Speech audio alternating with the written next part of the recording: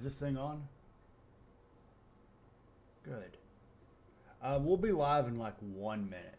So if you're watching this either on Twitch or YouTube, just be patient. I will be on shortly.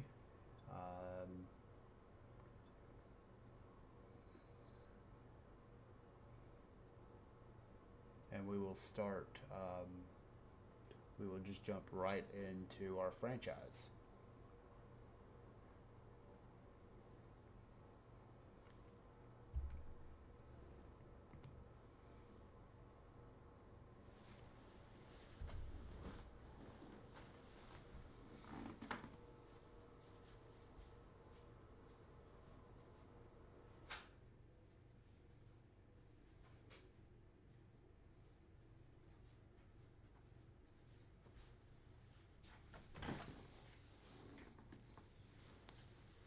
Okay.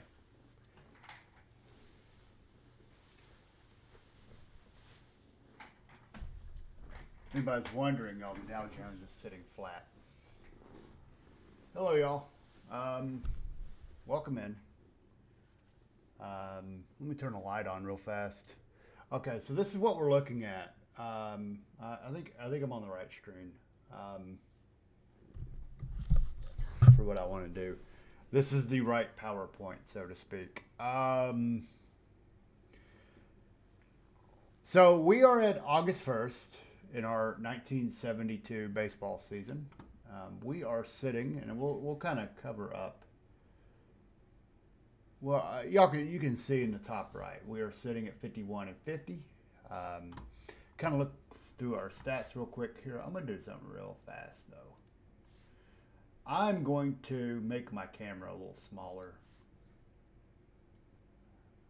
just so we can kind of, just a little bit. Actually, let's do this.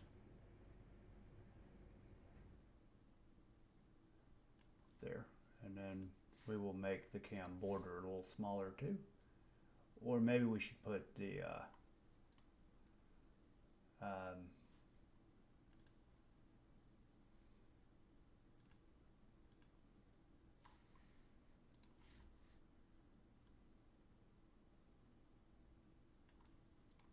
had it perfect last time. Okay, well, anyways. So we're going to look at this real fast. We should have done that before stream. So my head's a little smaller, but that's okay. I should probably just do a whole new scene for this game with a smaller camera, or put me down in the right-hand corner. Now, you know what? No, because then I'm covered up by... Is there... Okay, so I think the metas put you about halfway on the screen. Because... so, basically, what I'm saying is now you don't want to be in the bottom left in any of the corners, because that's where like all of the light things that cover up your face are. But anyways, so we are at August 1st. We are sitting at 51 and 50 in fourth place in the division. Our Pythagorean record 56 and 46. It looks like we have a pretty good balance of home and road games. We're actually a little better at home or on the road. We've played 3 more road games, so we'll play 3 more home games for the balance of the season. One-run games were only 13 and 19, so a little bit of bad luck of the draw. We're not great against righties. We're a little better against lefties. We're even in our last 10. And then we kind of stabilized in July. We had a really bad month of June. If we were, even 500 at this point, we would be, about just add 5 wins, or just add what? 3, let's say 3 wins. So not a big difference. Obviously, at 55 and 46, we would still be a good bit out of the division. If we were playing to our record, we'd still be a few games out of the division. We'd be about 5 games back. Stats-wise, third in slugging, but we are 8th in on base, so that's something we wanted to address at the trade deadline, and we'll talk about that in a minute. As you can see, we're about, 4th in weighted on base, which kind of factors in your slugging. So even though we're not getting a terrible, we're 8th in hits, 5th in batting average. So we just don't have that many. And I think this is an issue that's going to come up here in a second for us. I think we've played fewer games, so the counting stats we're not going to be as high or low in. So looking at the rate stats is probably the fact that we've hit 4th in home runs. But the rate stats we're doing okay with, except for on base. So we're sitting at 8th in on base, 5th in batting average, 3rd in slugging. So the issue for us was getting on first base. So we made a move. We made a couple moves at the trade deadline. We can go transactions. Transaction news. And we made a couple trades. We're going to highlight this one first. We got... we traded off Daniel Adams, who's a pretty decent second baseman. We traded him to Houston for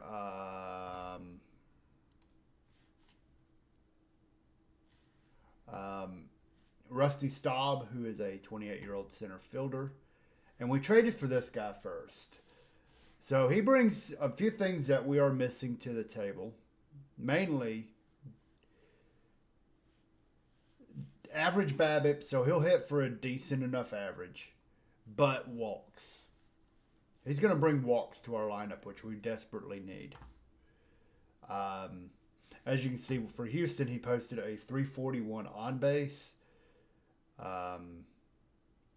He led the National League just 3 seasons ago with a 421 on base. Now, that number has slowly gone down in recent years, but maybe playing in a better hitter's park will benefit him average-wise. He's gone from 24 home runs to now 17 this year, but this is now at 104 games, whereas he's hitting 17 over the past few. So maybe in our park he'll have a little better luck. So we made that move, and then we also, I think we made one more deal.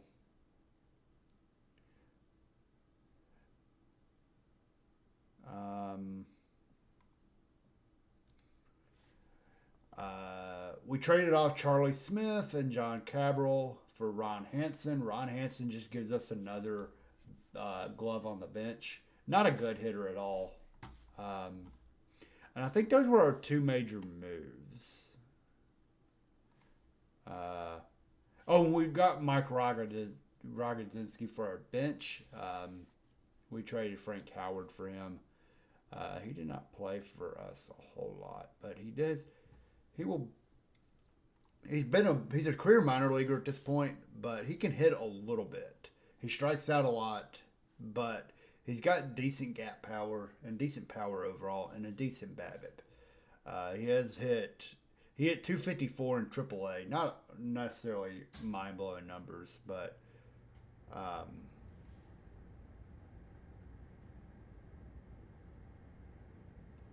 he did hit 318 for us in just 50 at-bats, so in AAA. And then we also made a move. Let's see.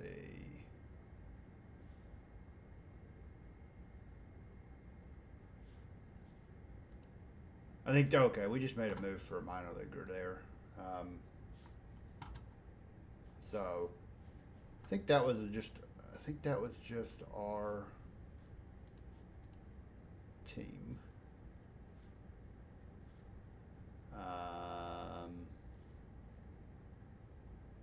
I think that was just it. So we're looking at our lineup. We have overhauled our lineup. We also picked up Don Buford the week before. Again, another one that'll help us with a little more with on base. So he will hit. He had a 383 on base with the Minnesota Twins. Wins, Stargell, DeSenses, Rusty Staub now hits fifth. So those are the major moves. And against lefties, we made a weird decision to go with Rusty Staub in the leadoff spot, even though he's basically looking at his batting ratings. He doesn't lose as much as far as like contact and all that. He does lose enough power, but we're putting him there for the batting eye, and hopefully, even if like he doesn't have great batting numbers, so his splits suggest a 231, 308 average against lefties, but I think he will do better than that low. He's better than anything we have against lefties.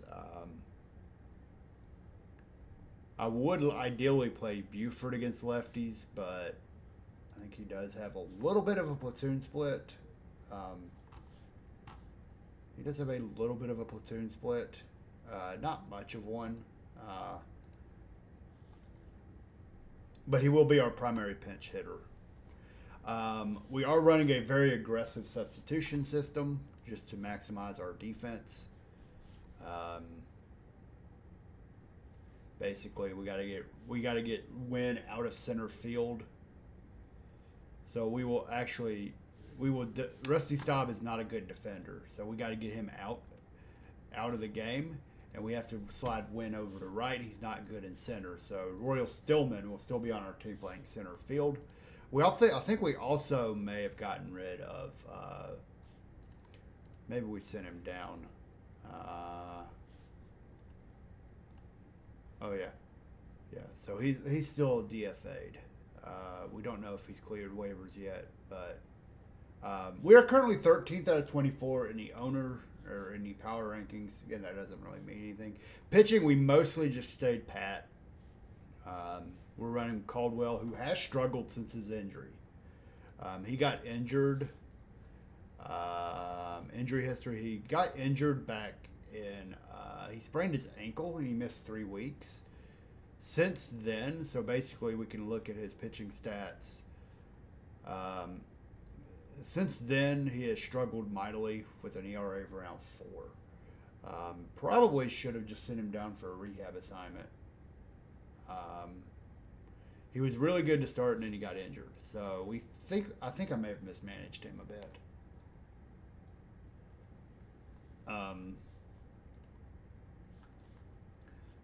But we are going to play now. So that's our lineup. Pitching staff, I think we may have made. No, we didn't make any moves as far as bullpen goes. So we're going to go right into our rotation. We are going to go right into our games. So we're going to sim through the rest of the season. We're going to see where we end up. We are. Oh, let's look. Now let's take a peek at the league as a whole.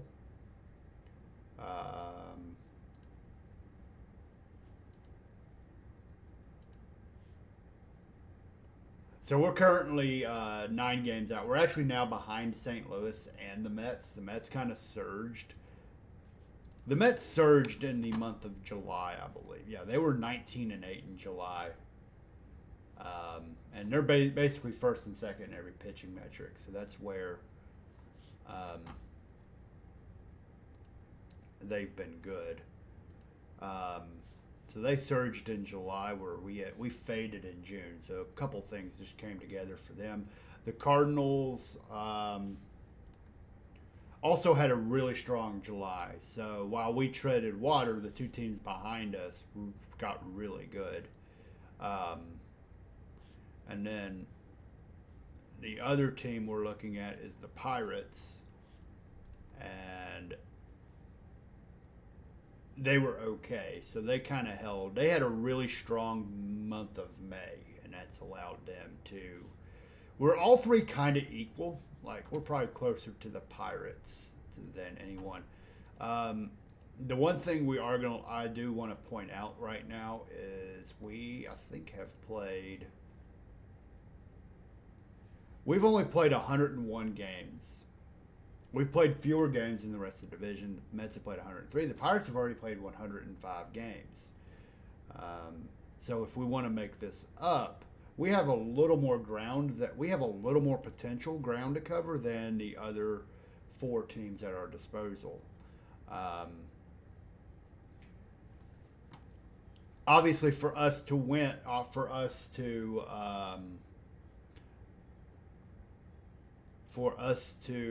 we will probably have to play above our record, which we have not done. As you can see, the Mets have the best run differential. They had a really good month. Post All-Star break, they are 4-2. Pre All-Star, they were 4. They were 52-45. I do think we'll make a prediction here. Like, all things being equal, the Mets will probably pull away. The Mets will probably eat into this 5-game lead more. Let's look at their schedule real fast. Let's get a pace. So the month of August, they play the Cardinals. They have a few games with Philly and the Cubs. The two teams kind of below us in the standings. But then they play Cincinnati. I don't think Houston's all that good. Houston's middling. Atlanta is middling. Cincinnati is really good. So they don't have any West Coast games. And then September, they have 4 against the Pirates, and then they end the season with 3, and then they actually end the season against us. So they still have some games with the Cubs and Cardinals. So September will be really key for the Mets. They might be able to pull away just by the 7 against the Cardinals. I do think they'll win out. But the Pirates, their degree of difficulty for the rest of the season, we can look at their upcoming schedule, if I can remember. How the hell? They go out west, so they still have 2 games against. They still have a bunch of games against the Padres. That's going to benefit them too. So maybe the Pirates will have enough juice to pull away in the month of August a little bit, where even though they have a pretty difficult September slate, they do. I mean, the Dodgers are 500. The Giants are at 500. The Padres are well below. They're in last place. So they have a pretty easy schedule going forward. And then finally, of course, we'll play ours out, but we do have. Ours is similar to the Mets. We still have games against Houston and Atlanta, and then pretty much all division games. We end up with Cincinnati in September. October, we end with 3 with the Mets. So this is a close division. The Phillies are very good. They're a very good 14 out. So problem is we're close. We're almost closer to the Phillies than the Mets. But the good thing for us is we have more games left on our table, and that's going to help us out as we move on. Quick look at the American League while we're at it. I think it's pretty much a done deal out west. Just looking at the standings. Also, the Reds are clear of the Giants by 4, and then basically a bunch of teams will be fighting for second place. The Reds are clear of the best team out west. The East is just too jam-packed. And then the American League, it's pretty cut and dry. It's going to be Boston and Oakland again. I think they played each other last year. Unless something happens with the Guardians, because they're playing out of their mind right now. That's probably the only team that will challenge the Boston Red Sox. They're currently on a 6-game winning streak. The hottest team in baseball is the Atlanta Braves and the Cleveland Guardians.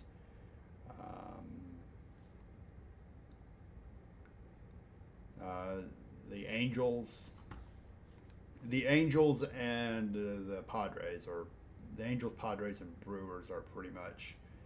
I think it's safe to say their season's over. Um, so,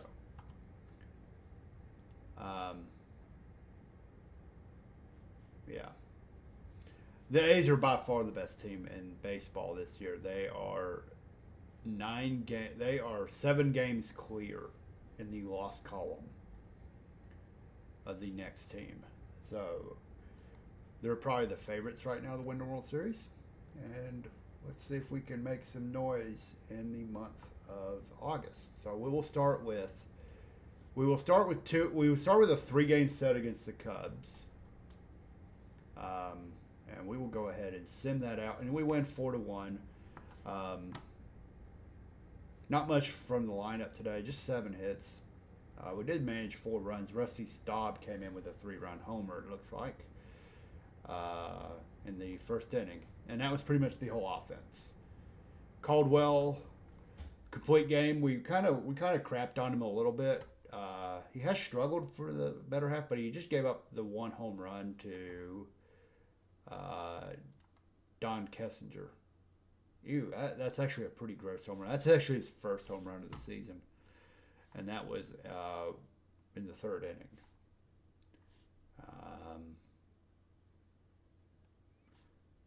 Kessinger went 4 for 4, and the rest of their lineup had 4 hits combined. Not exactly an offensive showcase. And then we have a doubleheader against the Cubs, which we do a split, 8-2 loss, but then we go win game 2. 8-2 loss, probably, yeah. Looks like we had some issues there. Initial returns on our on Rusty Staub at the leadoff spot, not much. But again, we had 5 hits the whole game. So Wynn went 1 for 3, Stargell 1 for 5. Kennedy had a couple hits. He had been hitting leadoff for us, but we moved him down in the order because he just didn't get on base that much, particularly against lefties. Well, he's on base at a 319 clip. We can make this move back too. We can make this move back if we have to. We can make that move back should the situation warrant it.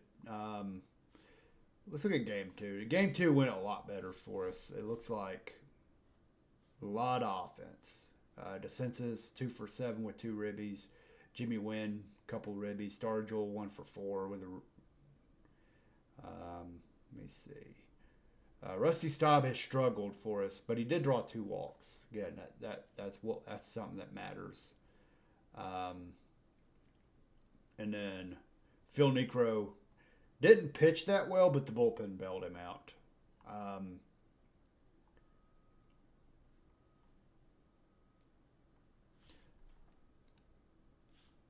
I want to look at something. And we have one more against the Cubs, but slightly tired. I need to look at something here. Okay, we have the aggressive tiredness hook on. I'm wondering if we need to change our management style here.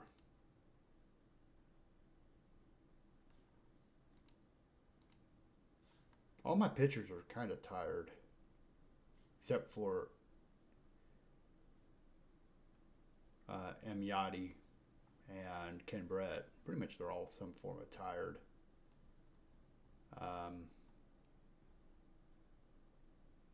Though we did just come off a double header, so Jim Barr is exhausted apparently. I don't know how. When did he last pitch? Interesting. All right. Well, anyways.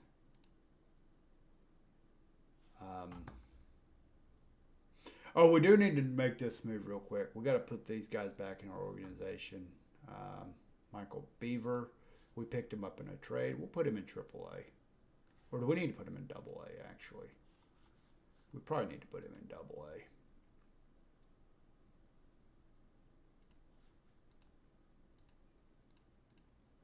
He's at a level for A ball. Well, maybe not. Let's look at the AAA team. Let's see where. Yeah, we'll put him in AAA. We'll put him in AAA. Rick Blott, we had to DFA. We'll put him back in AA. Cesar Geronimo, we will.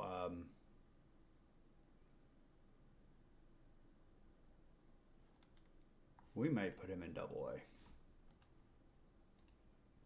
Let me see real quick. I'm just going to look at this real fast. That's my outfield. AA. Yeah. AA is fine for him. A little old for the level, but we'll figure it out. Okay. We do have an injury at shortstop, so this is something we may have to. He's out. He won't be able to play. Hopefully, he's not hurt for too long. We'll find out in a couple days. And we do pick up the 8-3 win. So we've actually played pretty well since the All-Star break. Ken Brett got the start, so he got an emergency start. He played really well. And then offensively, had 9 hits. Everyone kind of contributed in some way, shape, or form. Looks like Hansen went 1 for 4 with 4 RBI. Did he hit a grand slam or something? Did he? What did he do here? 8th inning, 3 on. Yep. So Ron Hansen hit a grand slam. Yeah, there we could have looked at it right there.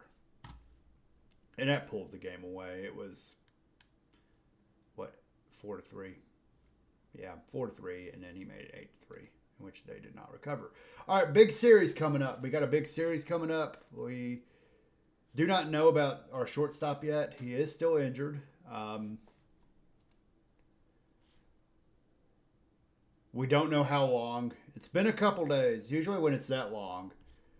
We are still 9.5 out. So even though it looks like the Pirates are just starting to pull away, they've actually gained a game on the Mets in just 4 games in August. We're 9.5 out.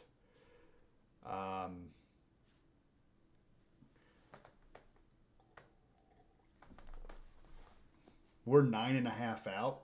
So not a good look, but this is really a good chance for us to really make moves here. Let's look at who the Pirates are going with. They're going with Doc Ellis, Jim Todd, Bruce Kyson,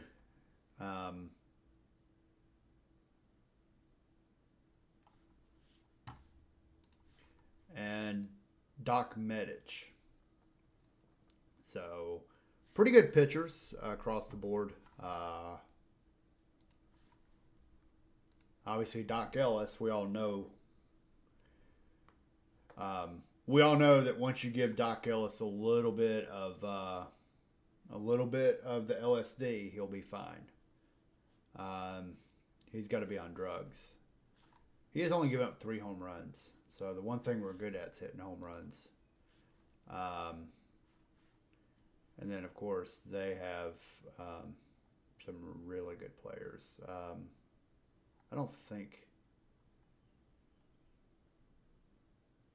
think we gave them anything on that. And then we took 3 out of 4 from the Cubs. But Cardinals had a rough series. The Mets are still kind of they're second place.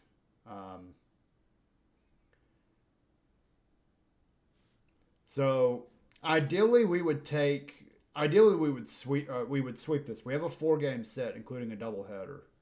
Ideally, we would sweep this and get right back into it and bypass the Mets. Let's hope that happens. We'll see real quick. But we'll go ahead and sim game 1, and we lose 4-3. 1-run game's killing us again. It looks like we just didn't have enough offense to come back. Doc Ellis pitched well 8 innings. He outlasted Figueroa, who gave up 4 runs. Not much going on offensively. We only had 6 hits.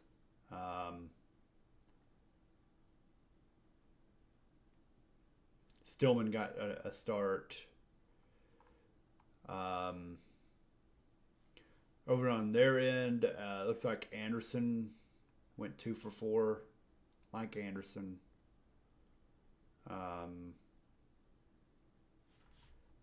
Yikes. And let's see who else. John Sipin had a couple hits as well. They picked him up in a trade with the Cardinals. Interesting move.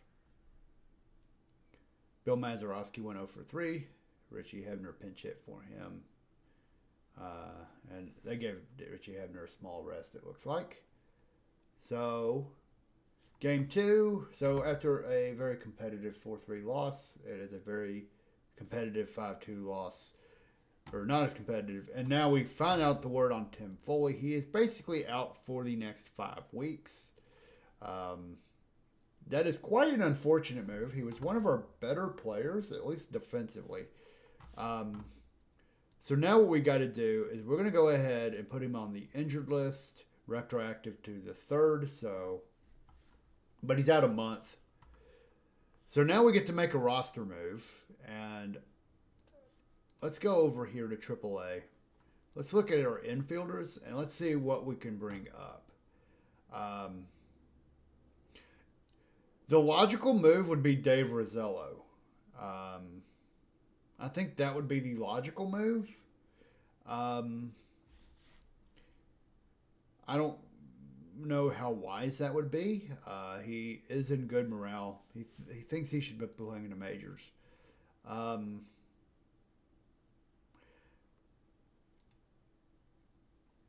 I still think we should figure out a way to get some offense, but I don't.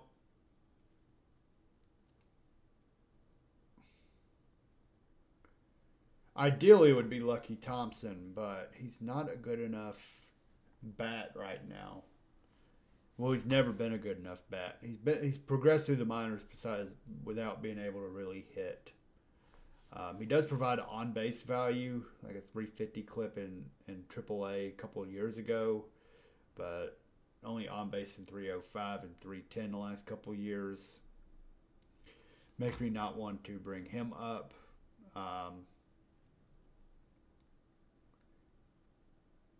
Frank Taveras, another option for us. Again, he brings base running but no offense, and not really a great defender.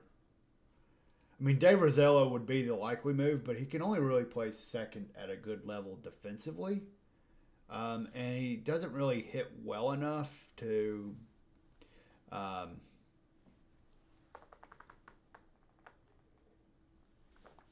do anything. So let's go down into AA real fast and see if there's anybody here. John Harbin.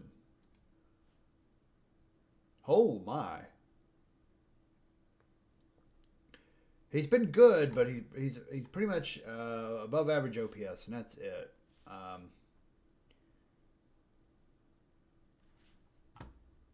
Obviously, not really the future there. Down here, Rod Gilbreth still has some development to do, obviously. I do want to check in on somebody, and he's down here in rookie ball. It's Willie Randolph, and he's killing it in rookie ball. He is killing it in rookie ball. So he'll start next year in the upper levels. Hopefully he can develop that power a little bit.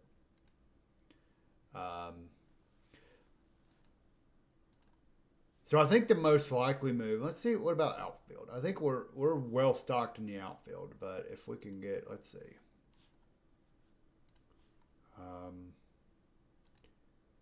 I'm just kind of looking right now at what I have. Honestly, I don't have a lot of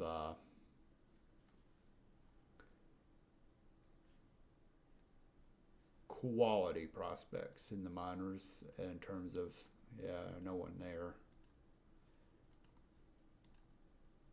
Damn, do I have anybody with any potential there? Okay, I guess not. Okay, so we'll look at I want to take a look at some. I want to take a look at our player list. Yeah, we have too many outfielders as it is. We're running with 7 outfielders. And an infielder, we're kind of taking the hit a little bit. We only have 3 infielders right now. So we probably need to go infield.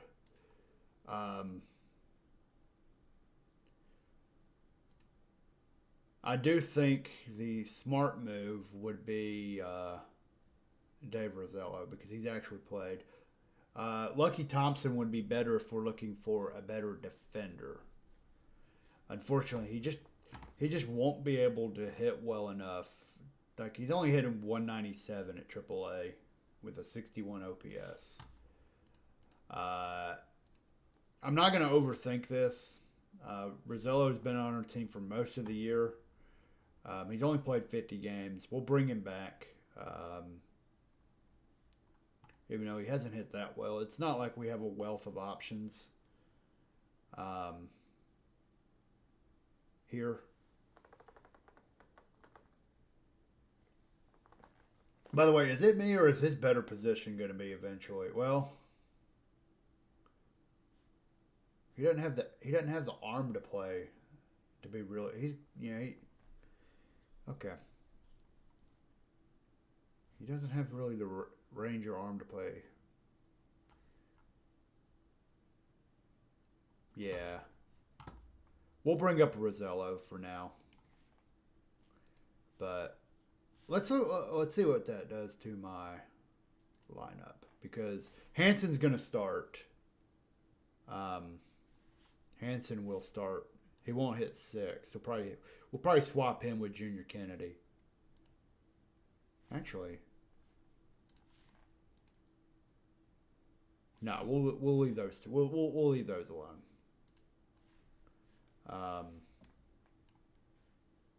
Yeah. Ideally, I'd bring up someone who can play shortstop, but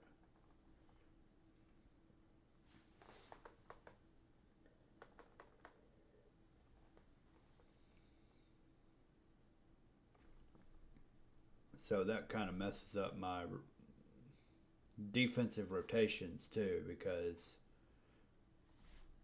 we may have to just bring up. Wait a minute. We may have to. How's Hansen at short? Oh yeah, he's a 65 at short. Well, I might actually buck something here and bring up Lucky Thompson. Even though, like I said, the hitting isn't there, but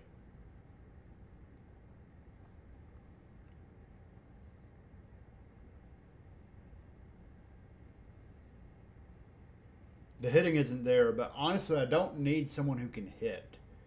I need someone who can field, play well enough shortstop, or to play well enough at, like, who's my shortstop in AAA? Frank Taveras, and he's not a good shortstop. Okay.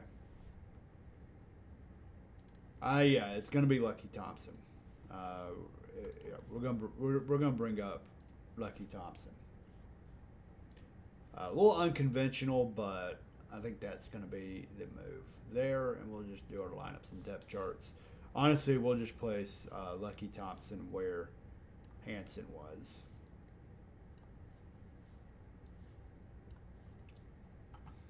And then we'll make Lucky Thompson our third base sub. Yeah. We can't put Junior Kennedy anywhere else but short. Okay, and then keeping that there, and then we'll still swap out Lazinski because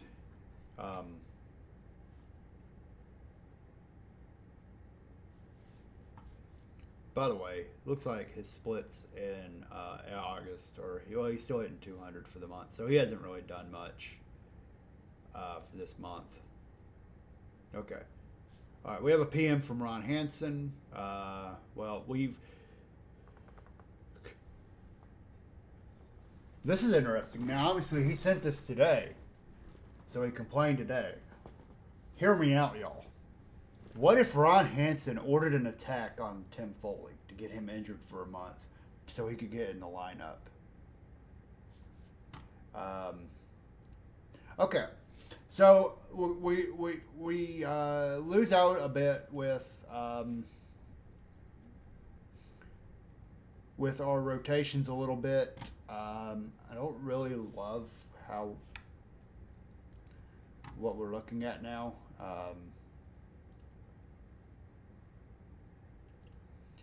But we are going to keep rolling. We are now, that was another 5-2 loss. Let's look at that box score real quick. We scattered 12 hits, but only 2 runs. So again, this is one where we actually got on first base. We couldn't drive them home.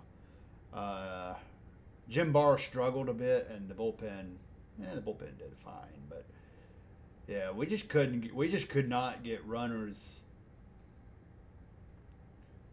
We couldn't get those impact hits. We were able to get on first base, but we just couldn't get them home, and they were able to. They had a couple 2-out RBIs, a couple doubles. So probably the difference between the two teams. Let's see how this doubleheader goes. Okay, so there's our season, y'all. There's our season. This was the opposite of what we wanted to happen. 3-1 loss in game 1. Kyson outpitched Caldwell.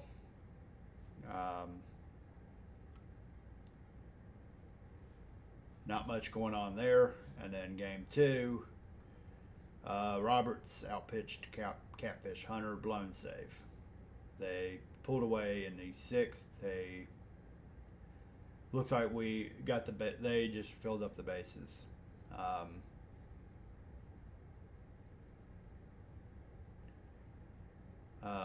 Yeah. So it looks like our strategy of putting Rusty Staub in the leadoff spot here, small sample size notwithstanding, but it has not worked out. In 8 games, he has a .297 on base with no home runs. So 8 games without a home run for us. Only 37 plate appearances, but you would still have to see a little more production there.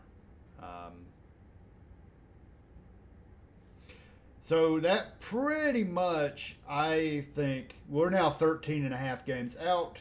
We're 7 games out of, we're 6 games now behind the Mets. That was a horrible series for us. And I think now we just play out the string. So let's just go ahead and we'll finish today. Now our only hope is a collapse of epic proportions. Now we're 12 games behind in the loss column. Yeah. So instead of, like, had we swept that, we would have 51. We would be behind the Mets, but we would only be 1 game out. But instead, the opposite happened. Dang. Not really how we wanted things to go, no, was it? So we're at August 8th, and I think this run's over. So we'll go ahead and sim through. Let's take a look at our lineup real fast. I think we'll kind of look at all players. Yeah, well, all batters, I mean. Yeah. All right, let's just sim. We'll sim the Cubs, and then, we're going to get a 3-0 win. So maybe this would be our bounce back. Phil Necro, the complete game shutout. I think our moves have not worked out the way we wanted them to. I think that is pretty safe to say. Game 2, 7-5 loss. We cannot lose games to teams worse than us, but we continue to anyways. Figueroa got rocked. Lazinski, though, had 3. We went 3 for 4.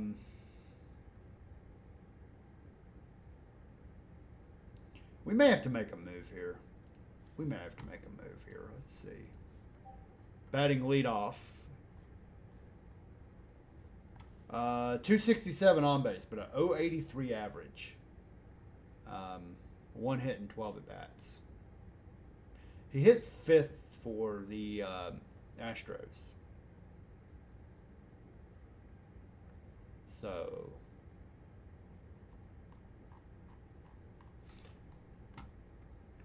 to say things aren't working out there would be a understatement, now wouldn't it? He's very unhappy now.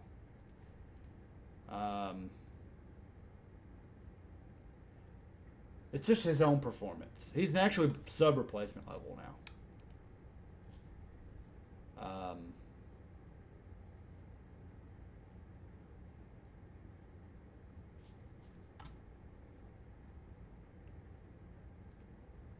All right, let's wrap this series up with the Cubs with another loss, 2-1.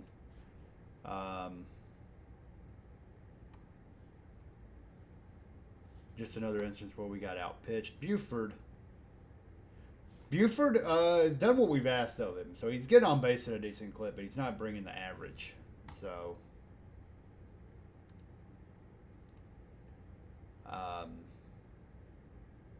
Willie Stargell struggled a bit. Even though the power's there, he struggled a bit of late. Pops is struggling. DeSences went 0 for 4. Staub went 0 for. He's 0 for his tenure.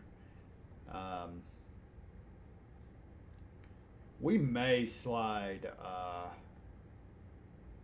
Junior back in the leadoff spot. Which, if we slide Junior in the leadoff spot, we'll probably just go ahead and platoon.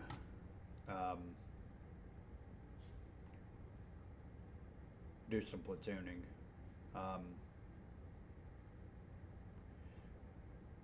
Are we platooning Willie Stargell at this point? Is that what we've decided to do here? Honestly, there's no need to.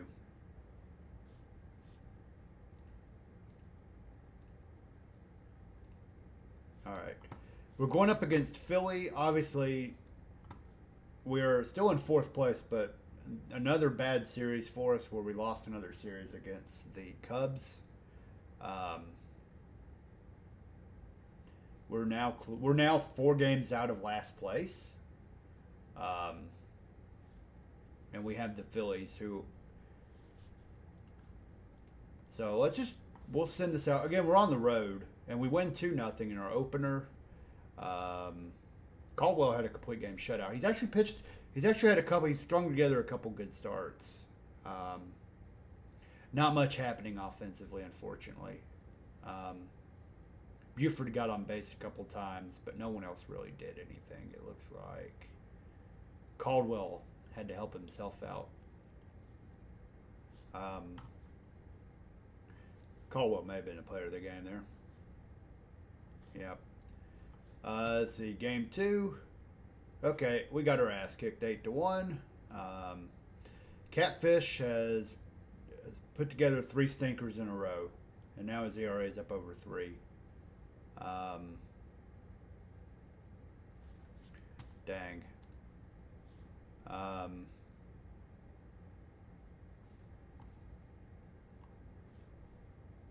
Not much going on offense. Again, 5 hits. And then a doubleheader Sunday against Philly.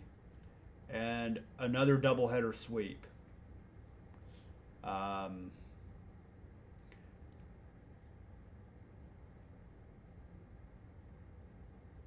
Phil Necro just got destroyed in game 1.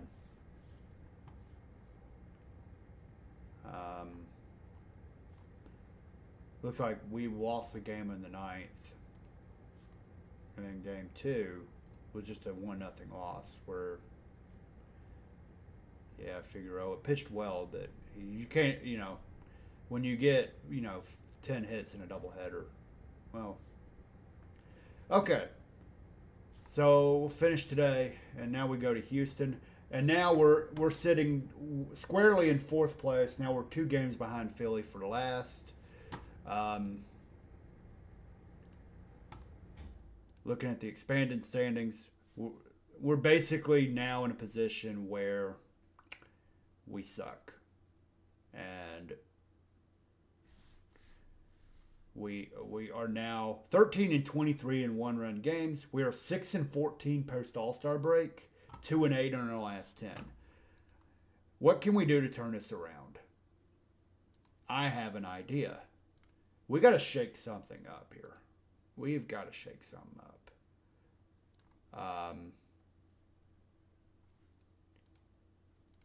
We have got to shake something up.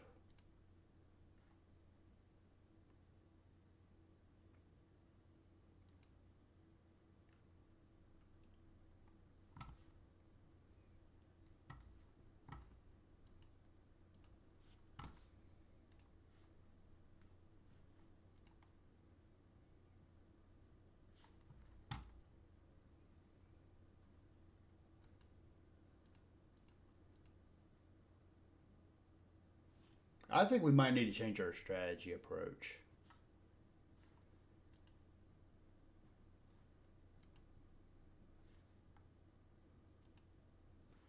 We're gonna go to a more of a tactician one. That's not quite sabermetric, but we are going to go ahead and use Nate Tyner's natural strategy. So we're going to make that move. We'll read all messages. We're going to shake that up a little bit. So we're now 14 games out. So this is a lot. This season's a lost cause, unfortunately. But let's see how we'll shake up in strategy. Goes a long way towards a 7-0 loss. This season has really just gone down the shitter. Gene Garber had got lit up. Buford played second base. Okay. What happened here? Why is he playing second base? What happened to... So they put Junior Kennedy... They pinch hit Stillman for Kennedy. That doesn't make any sense.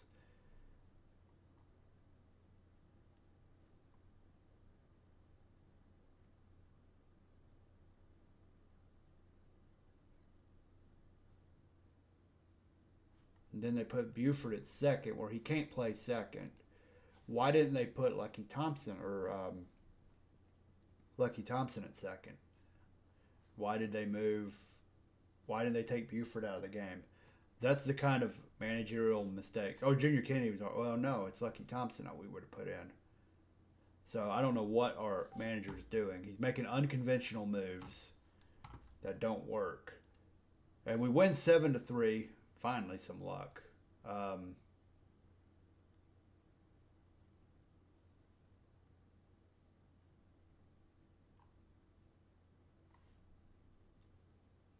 By the way, don't look now, but he's kind of struggling a bit.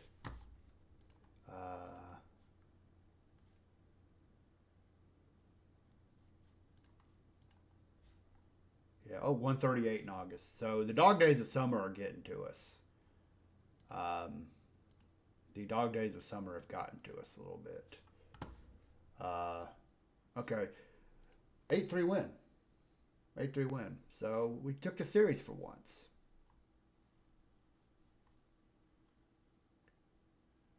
Probably our most convincing win in a long time.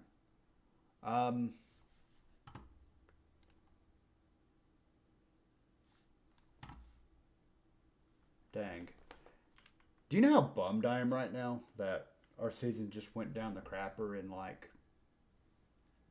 All right, we're going up against the Braves. They are 61-65. Pretty good pitching staff. They're 4-3 against us. And we win 4-2. So we've got a little bit of a winning streak now. Maybe too little too late, but maybe too little too late. That's interesting. Who played first? Oh, Lazinski came in and played first. Interesting. That's not really how that's supposed to work.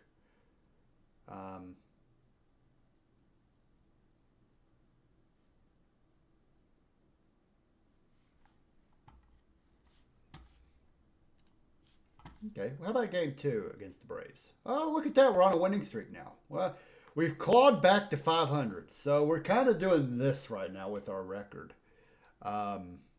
Figueroa had a solid outing. Not great. Um,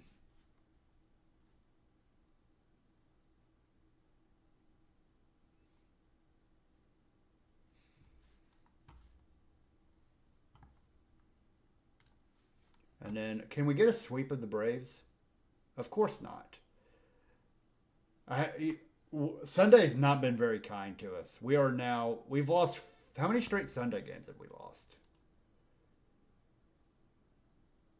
1, 2, 3, 4, 5. We've lost 6 straight Sundays.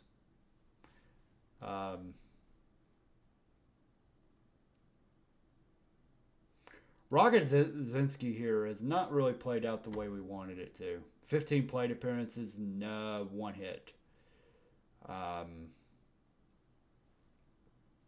We brought him up to be a pinch hitter, and he's neither pinch nor hitting. So, might be about time to take him down to the minors. Done in by 4 strikeouts, but that's okay.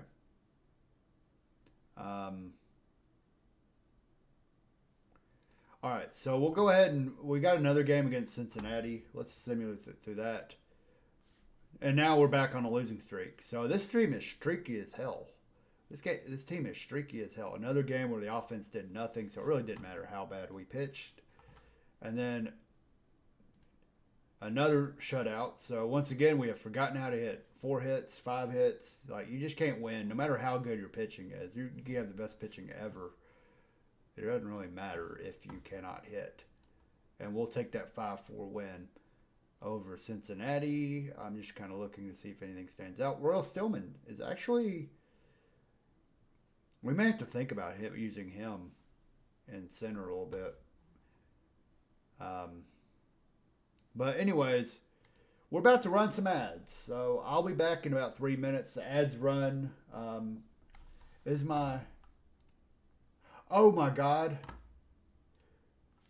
I'm so stupid.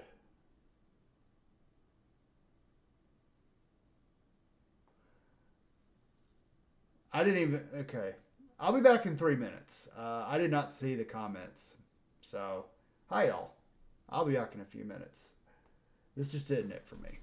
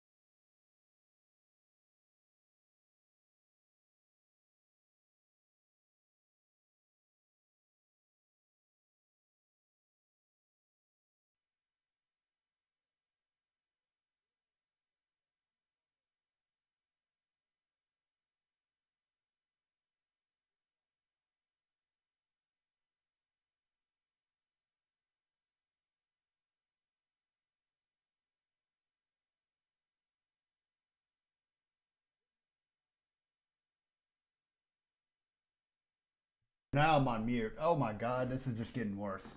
All right, so we'll kind of finish out the month, so we might just speed through the rest of this week. We are sitting comfortably now in 4th place, down with Philly, and kind of. Yeah, so this month did not go well for us. It might be probably the usual suspects. We do have a 3-game set at Houston. We have a lot of road games, or maybe not. I was gonna say we had a lot of road games, but not really. All right, so I just want to see the line. Okay, Junior Kennedy's actually surging. So what we might do, I might actually just do a little lineup inversion. Just, try to milk this. He's over his last week. He's hitting a 722 on base. We're like Barry Bonds in. This is like Barry Bonds in 2002. So over his last 10 or so, So I think what I want to do is I kind of want to move him up in the order a little bit, put him back in that leadoff spot. So maybe we do that, just to kind of take advantage of his hot streak a little bit, and we'll do that. Oh, here, let me put Lucky Thompson there, and then do that. Okay. Couple quick managerial moves. We're just going to kind of move some players around for a couple games just to see how things are going. 3-game set out in Houston. Well, I guess it doesn't really matter, does it? Kind of, yeah. I guess it just doesn't matter. We're cursed to be bad. There's a 2-0 win and a 5. So we're still not obviously we're still not quite where we want to be with we're still losing 1-run games and extra inning games. And we'll hit the last game of the month. We are going to do a roster expansion, and we win 2-1. Duffy Dyer's going to be out for a week. He's a backup, so we'll just kind of. Okay, so we are now. Well, yeah. So we finished the month of 64 and 66, and now let's take a look at this.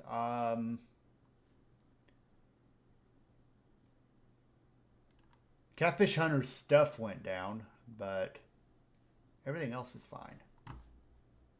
Let's see. His ceiling dropped a little bit. He actually dropped his overall ability.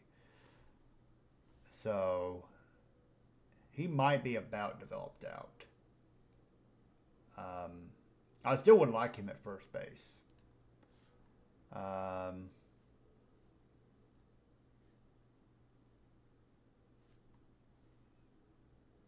Trying to see if there's any Andy Hassler. Wilmer Aaron down here is a 2.5 star. I don't really see a whole lot. Okay, and then Dave Edwards, 4th round pick, has kind of struggled in A-ball. He has a 3-star potential though, so maybe we need to take over his development.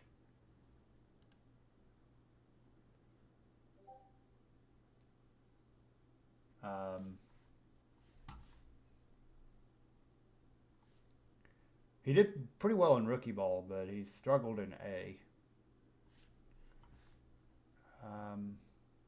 He's a corner outfielder though. Okay.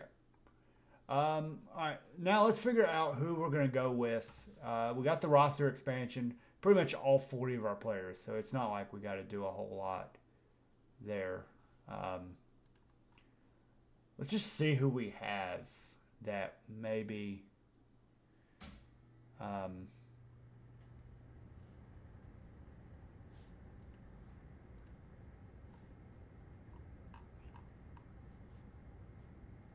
Okay, what the heck is going on here? What the heck?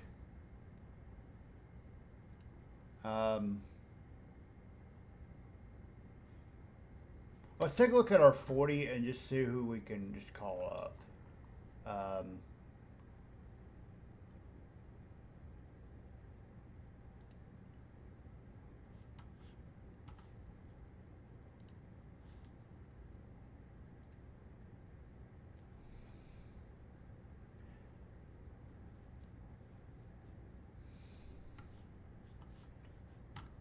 Obviously, we can just call up everybody.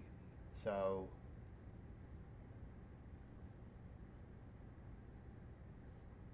but I do want to see like who would. We have a couple guys in A ball. Don Hood is sitting down here and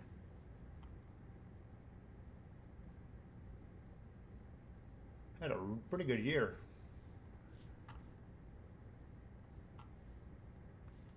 Why did we draft a reliever in the 3rd round? Maybe we drafted him as a starter. That's interesting. Let me see.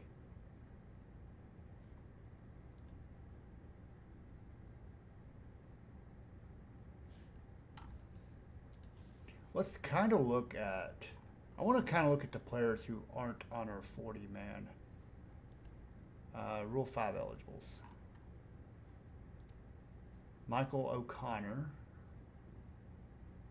We took him.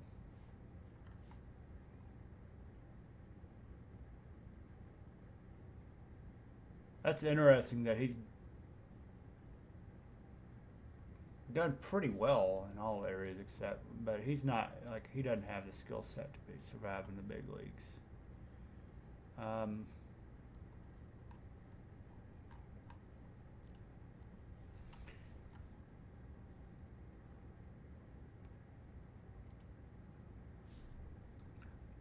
A lot of these players are just players we picked up in trades, so a lot of relievers.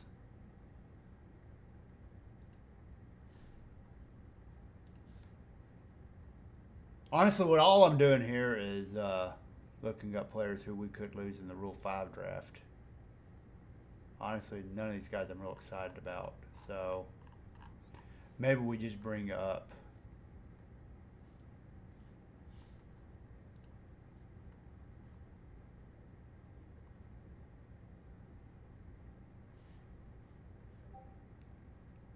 Where is, I'm going to do this. No, he's not ready. I think Dave Harrington's already on 40. Yeah. John Harbin. Interesting skill set. Let's keep him down in the minors for now. Fred Kendall, Dick Lang. Maybe we bring up Dick, or maybe we is he on my 40? Yeah, he's on the 40. He needs to come up anyways.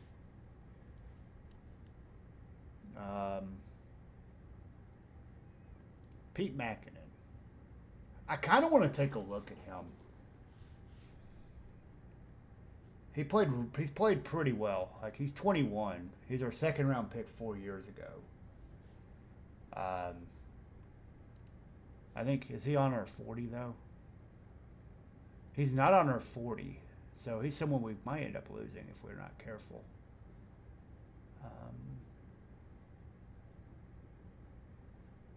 Yeah, because his best defensive position is first base, so maybe we bring him up. I mean, he's only average, so obviously he's a quad A player, but what about Tom Paquette?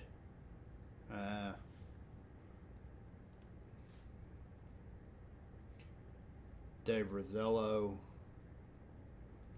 Mark Stoner. Maybe we give Mark Stoner a look. We're getting him to play first base. He's hit pretty well in AAA. Not as good as AA, but he hit 11 home runs. He's got a lot of power. Let's give Mark Stoner a look. Is he on our 40? Well, he's not on our 40. So we'll get rid of... we will DFA Andy Costco. Oh. And we're going to bring up Mark Stoner. Okay. And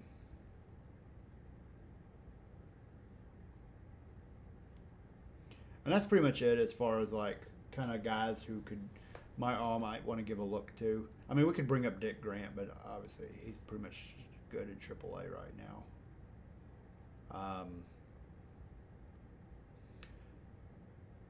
I think that's the only real move I'm going to make to the 40-man, and then we'll just bring everybody up.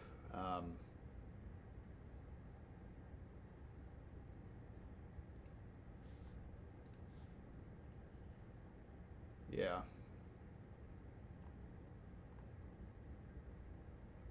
Maybe we put Pete Mackinnon on our 40 so we don't lose him. Is he Rule 5 eligible?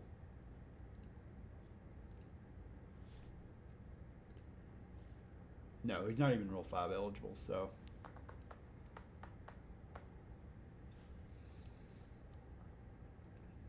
Okay. Maybe we give John Lee a look too, but honestly, I've got like a dozen guys like him on my team already. So we'll just go ahead and bring up everybody who's not on the 40, and we'll kind of work them in somehow. Maybe not. Let's see. We got a couple guys down. Why is he down in A ball? That's interesting.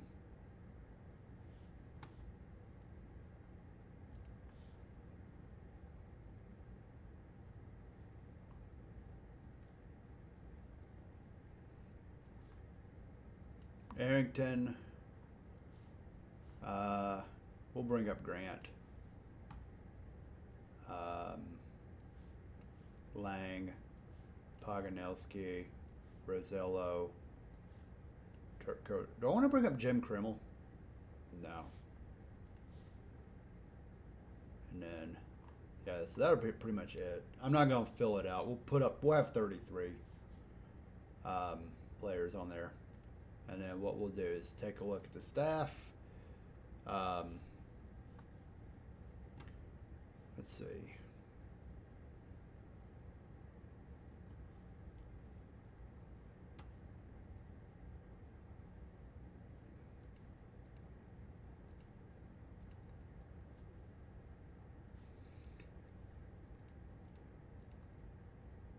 Avoid high leverage. There. And then let's just see lineups and depth charts. Let's see who we can work in. Obviously, we'll work in Fred Kendall as the second catcher or third catcher.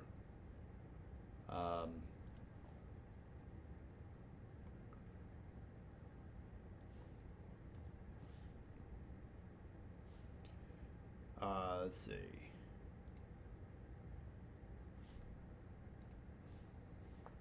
Maybe we work Arrington in. Wait a minute. He's a righty, right? Yeah. So this would be against lefties. Maybe we work him in against.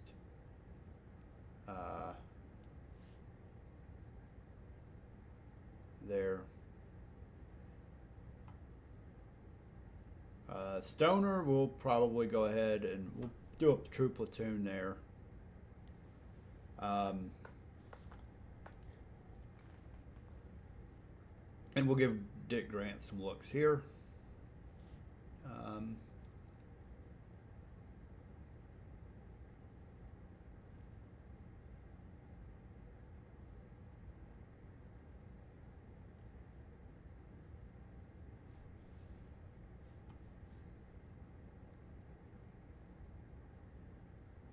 Yeah.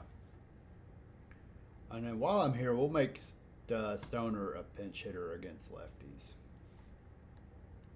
There. And then we'll probably give Buford Stoner and Dave Arrington, of course. We'll give him some looks. And against righties, I kind of don't care about this. Lazinski. Maybe we give... Oh, yeah, he's a platoon guy for sure. Okay. So we're going to give Stoner a look, just to see how he plays. And we'll kind of keep the lineup the same.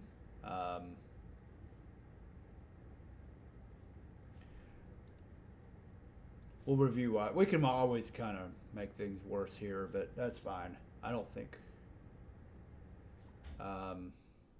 owner's still upset. Of course he is.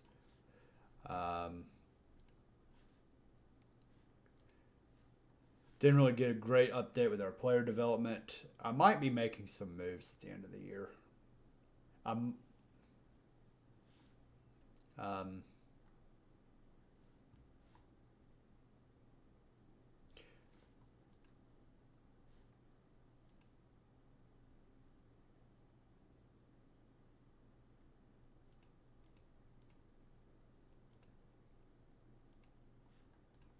Okay. So we'll go into September. We're kind of still middling. We had a very bad month. 13 and 16. Which wasn't as bad, but it was better than July. But we're now kind of... it's still the one-run games that are killing us.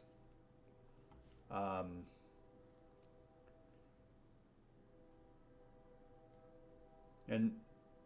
now our batting average has dropped down a little bit, so we're still kind of not quite where we could be. If we could get on first base, that would make our lives a lot easier. All right, let's just sim some games. Hey, look at that. We won 7-2. And with that, we'll probably go ahead and take... Caldwell. Caldwell's pitched a little better. Two straight complete game victories. Good for him. Good for him. He needed it. Good for him. He really needed it. 5-1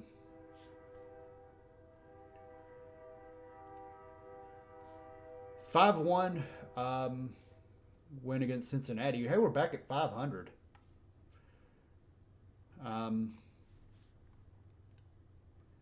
And then something I want to look at is these two straight doubleheaders. So we'll go ahead and we once again lose on Sunday. We're 0 for like the last 2 months in September, or on Sundays. Phil Necro pitched well, but not good enough to beat this guy, whoever he is. Donald Schmosky. Not much going on offensively. We only had 6 hits. Okay. Let's take a look at our pitching staff. We're going into a doubleheader. I might bring up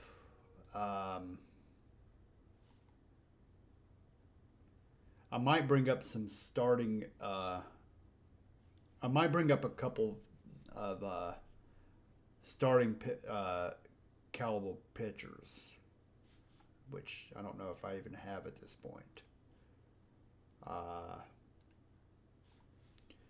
Let's go to pitching ratings.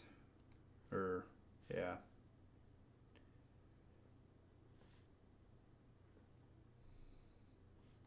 Actually, let's see what I have on my current roster.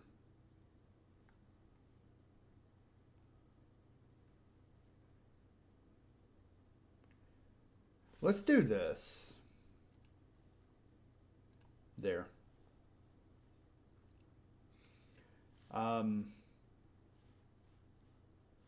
Has he even started? No, he has not started. And then that'll give us 2. Maybe we bring up...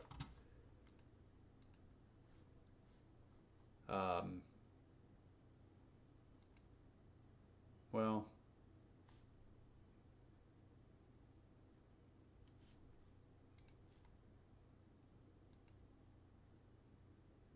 They're both the same pitcher, basically. Okay.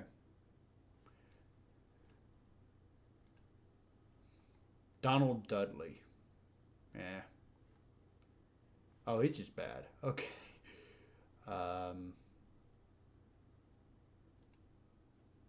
Not a lot of talent here. Safe to say. Not a lot of talent. Okay.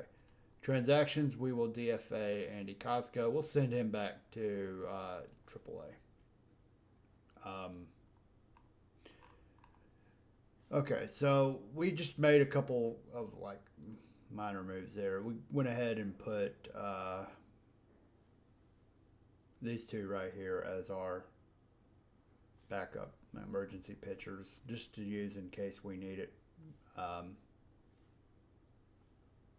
Maybe give him a long roll for a little bit. Okay. Should we give Grady Pierce? No. Okay, he's pitching fine. Okay. 0.038 ERA. Not bad. All right. Let's just sim this out. We're not gonna win the division. Let's just try not to finish in last place. All right. Doubleheader game. Yep. And then, okay, the most unconventional back-to-back doubleheader split ever. And we'll just take a look at the box scores.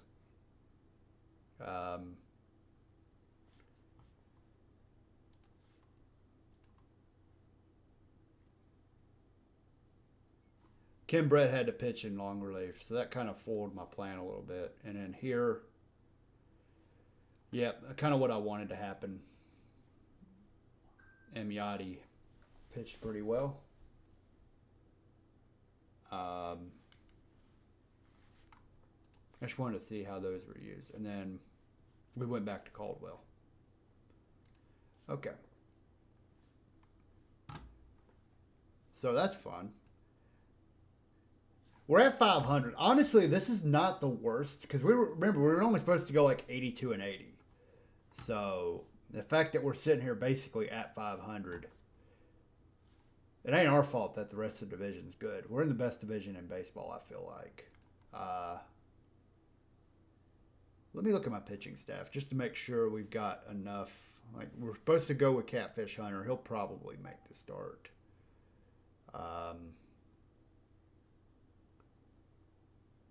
Yeah. And then, okay.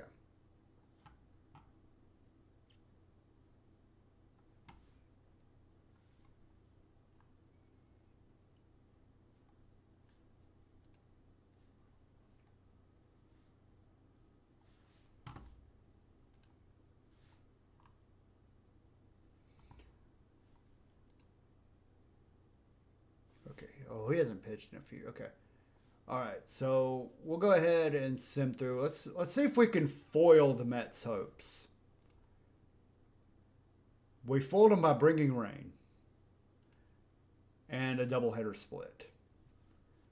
Okay. So we're still kind of we're 10.5 out. Don't look now, but don't look now, but like the Pirates have kind of struggled a bit. I want to see this.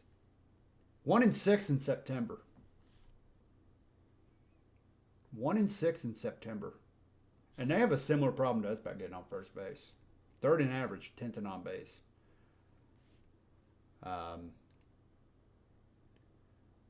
Yeah. Don't look now, but the Mets are coming for this. I wish there was a way we could zoom in on this, but the Pirates have been up here all year, and it looks like the Mets. I wish there was a way we could take out all the teams but those two.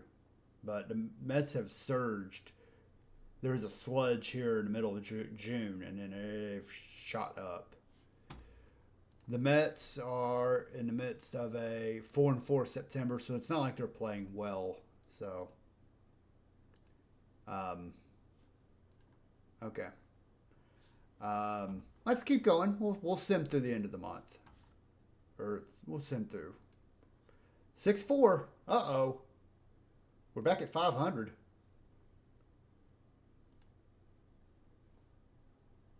9-1 win. We've okay. Well, we couldn't hold on to good things. I kind of want to take a look at this game.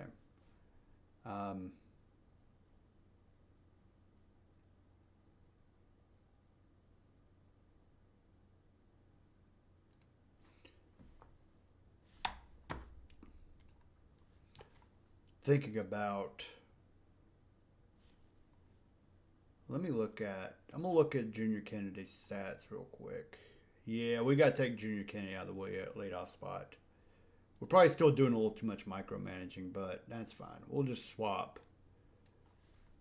We'll just do a nice little cheeky swap there, and we'll move him with Hansen. No one's really like hitting the ball.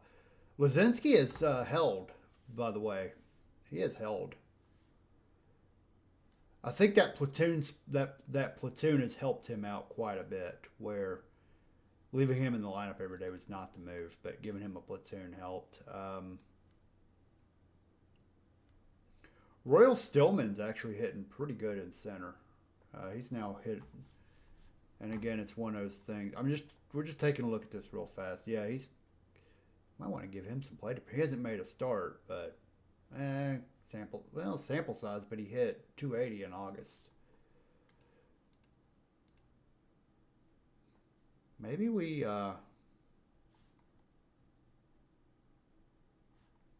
Well, it'd be against righties because I don't want to. Stillman's lefty, right? Yeah, Buford win stop. Let's actually go ahead and. Well.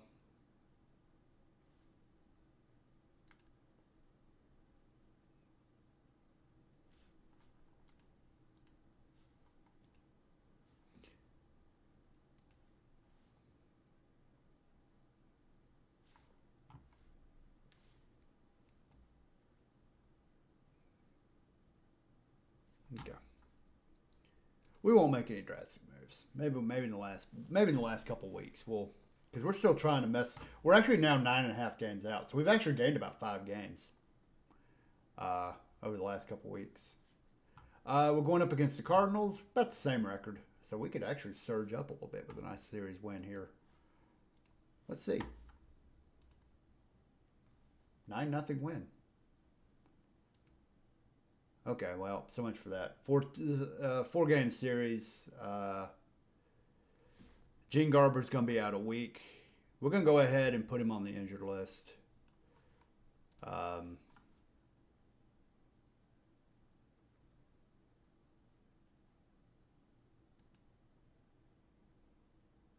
And we don't need to make any corresponding moves, but we are going to make just a move with our pitching staff. Honestly, like the way things are trending here. Let's see. Has he pitched well? No, he has not. I kind of want to just do this. Never really used a traditional closer here. 8th plus or later.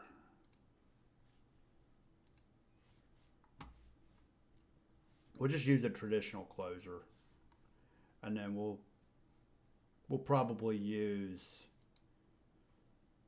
2 setups to get where we want to go, and we'll just kind of base this off of performance.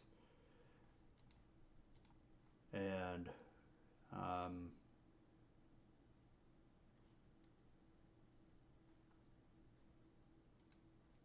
we'll do 7th or later.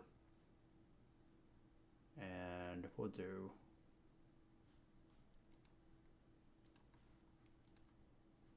sixth or later for Pierce. And then we'll kind of make this work.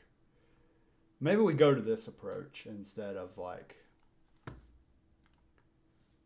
I still, yeah, so we'll see. We'll finish today.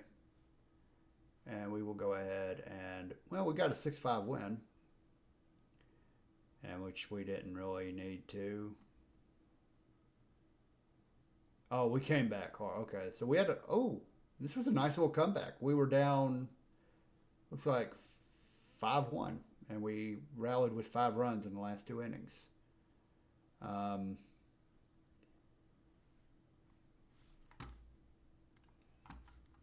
All right, we're going to Philly now. Just take a look at the standings. Philly surged a bit. I didn't even notice this. Philly has surged from last place to now 3rd, and they're 6 games over. Let's 28-12 in the last 40.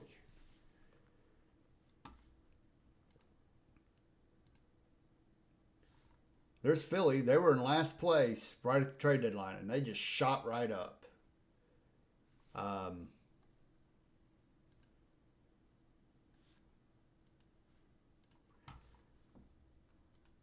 And we beat the tar out of them 16-2. That's a nice beat down there. A bunch of guys had RBIs. It's nice to get just an absolute beat down that'll. Okay, we have a personal message.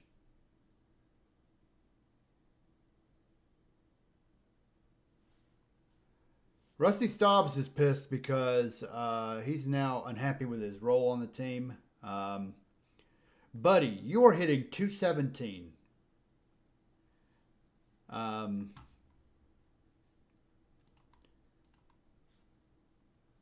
If you actually could hit lefties, I would be inclined to give you what your role is. But, my guy, you cannot hit lefties. Can I respond to this rep message by telling Rusty Staub to eat shit? I think that's what I should do. Because I think that's what he should do. You've hit 5 home runs in 40 games. Like, hello? You want to play, like... I mean, he's hitting 5th against lefties. So it's not like I'm, like, neglecting him, but... Oh, he wants to hit... Maybe, I mean, it's just a spot in the line. He is playing every day. He's just not hitting against... He doesn't have that cleanup spot. Mark Stoner's done pretty good. He's 1 for 2 in his 2 plate appearances. Anything else sticking out? Not really.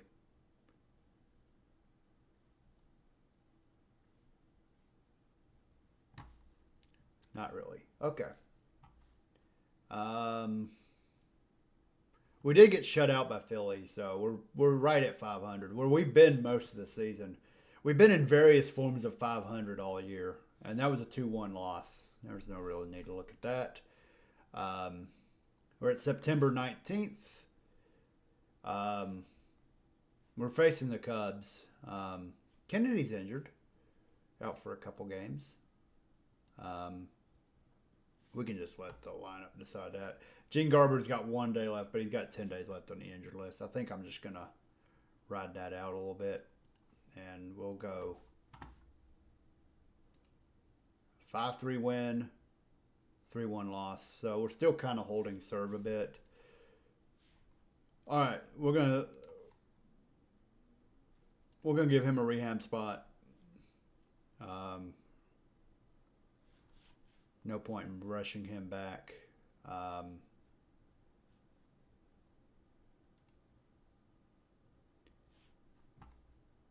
No point in rushing him back. 75 and 76. The Cubs have now been eliminated from the playoffs, so they have nothing to play for. And it kind of happened. The Mets have overtaken the Pirates. And Philly's only 3 games out. Pirates had the collapse of the century here. They are 4-15 in the month of September. Yikes. Their bullpen is really tanked. They're 11th in ERA. Opponents are in, Oof, oof, and oof. Look at these pitching numbers.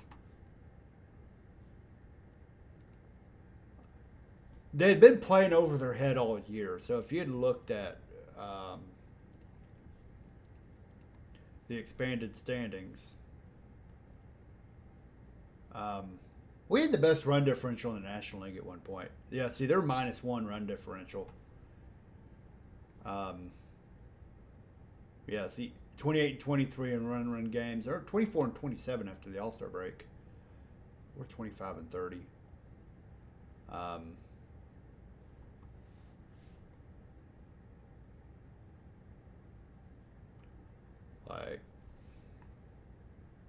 But it looks like the Mets have pretty much pulled away from this, which you hate to see from someone who's not a Mets fan. Okay. So let's just see if we can just continue beating down the Pirates. Of course we do. And, oof. And, okay, so we took the series from the Pirates. I'll kind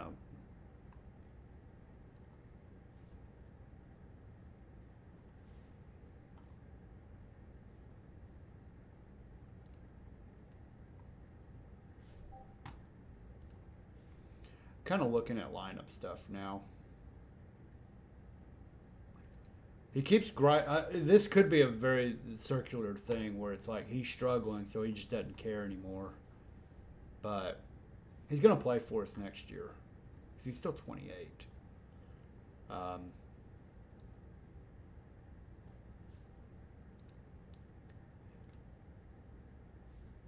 Let's look at that lineup. He's not happy. I want to see his batting splits.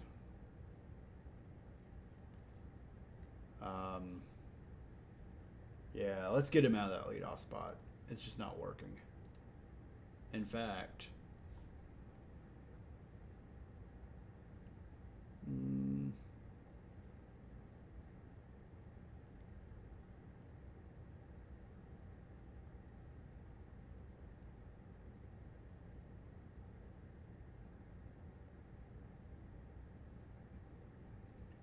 let's just do a little "Don't make me mad ever," and then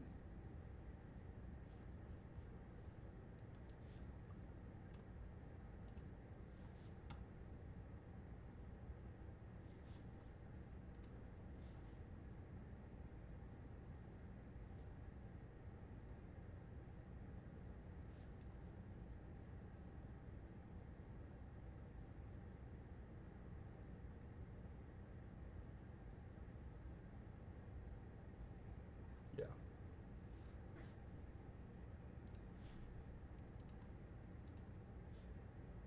Yeah.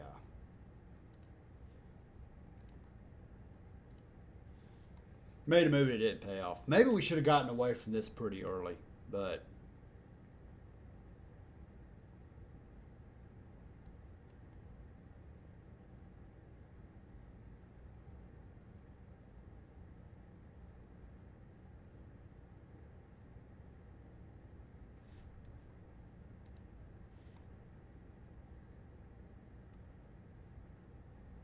okay.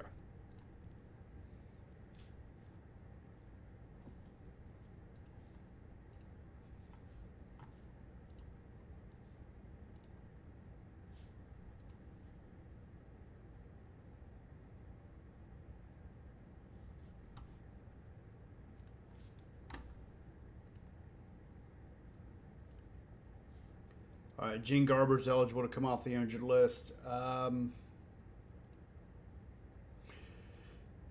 He's only gone for 2 weeks.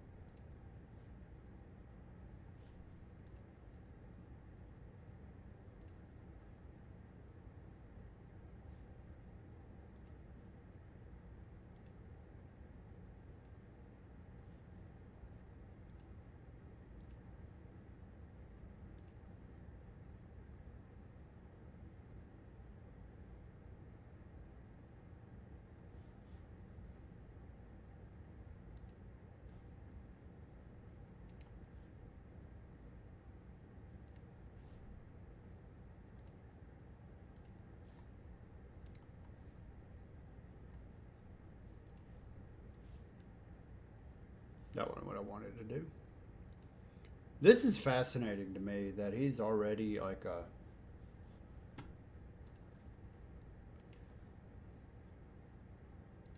I kind of want to try him out at the major league level. So let's just we'll do that. I have a little bit of flexibility. We'll have to dump someone from our 40. I think Tom Walker is the obvious choice here. But actually, no, it's not either. Let's go with...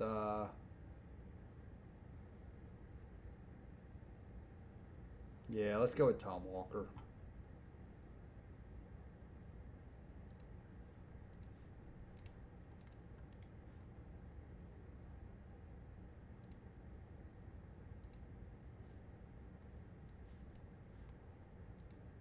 Yeah, there we go.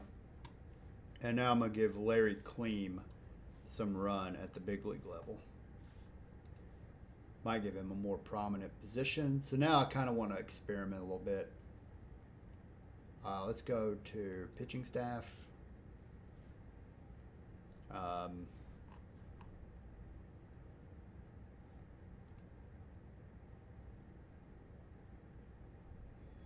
Yeah, so the closing thing hasn't really worked out. He hasn't pitched as much. So I kind of like the... let's go 8th or later. There. And then I want to give... we'll have Garber in middle and Kleem as... let's give him a specialist.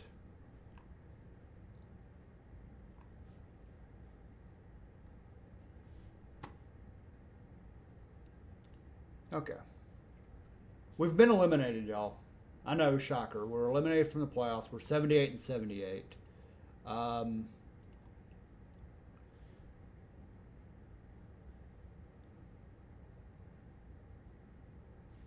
Is there anybody I want to look at?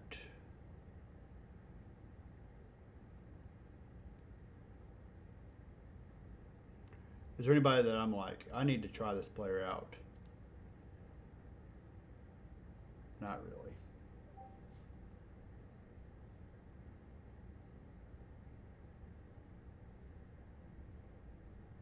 Not really. Okay. We're going up against the Phillies, who, again, we have a nice little run here in the playoffs, so we'll see how that goes. But maybe we can, like, be the foil. Maybe we can be the foil here. We're now over 500. And we'll head into October. Let's look at these player developments. Caldwell, he's gaining velocity. That's good. Buford has dropped predictably. We'll probably be looking to trade him in the offseason. We might be dumping some sal. I might actually do a slight rebuild here. Get rid of some of the older guys. Dave Edwards has got some potential. We might take over his development a little bit.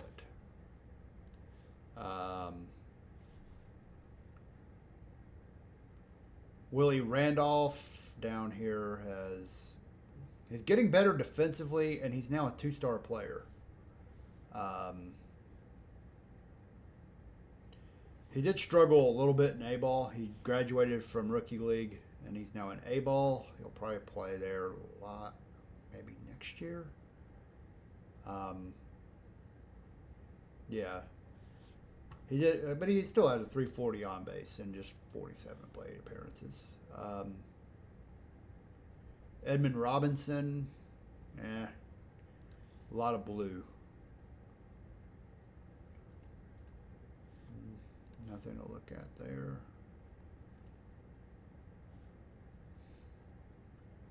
I wonder if I could use him as trade bait, because he's 24 and not really that great.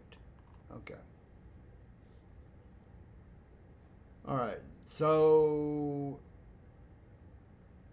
okay. So they won the Mets, Philly. Okay. So this is a little interesting. So we got,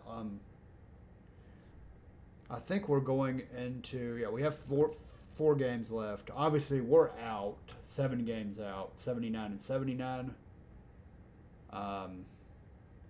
Cardinals just got eliminated. So it's pretty much a matter of will the Pirates not implode completely.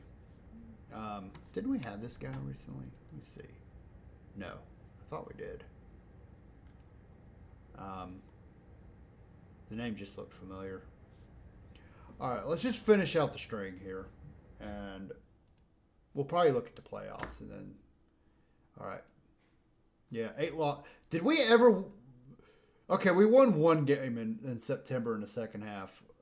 We were not a very good Sunday team. We just went out drinking on Saturday night. Our friend Bert Hooten, though. Our friend Bert Hooten.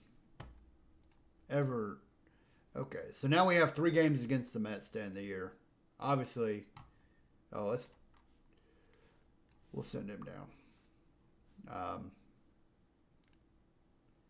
79 and 80, so pretty much we got a sweep to meet our expectations from the owner, from the league. We will finish in 5th place, which was kind of disappointing.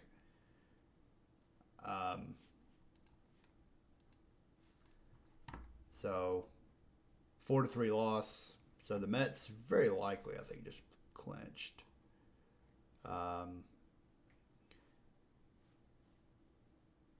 Yeah. Made a bunch of moves. Oh, we forgot to sub back in.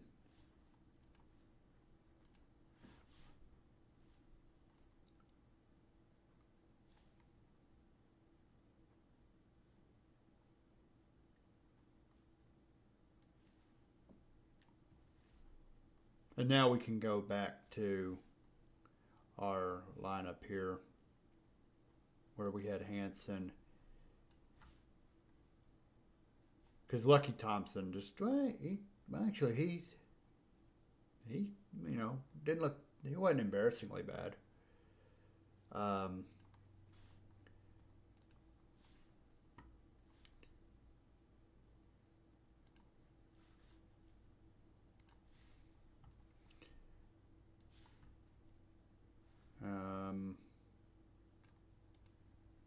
Yeah, there we go.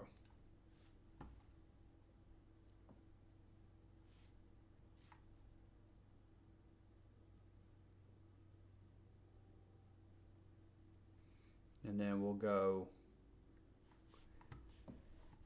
probably go, Thompson at 3rd maybe? No, we'll go with Hanson at 3rd. And we'll go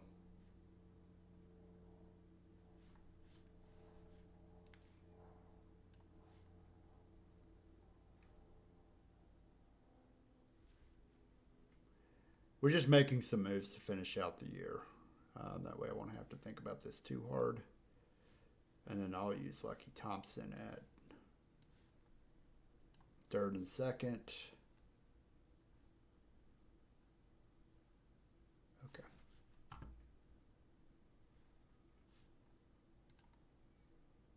There. All right.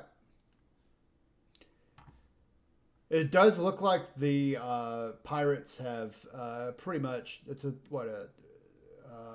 2 games with 2 left. So if the Mets win, they win the division, and which they did. So the Mets won the division.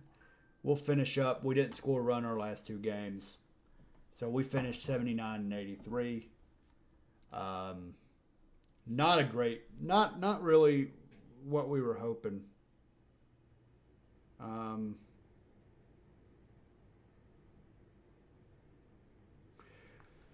So we did not qualify for the playoffs. So what we'll do over the next 5 minutes is kind of reevaluate ourselves here. We pretty much ended the year on a bad note.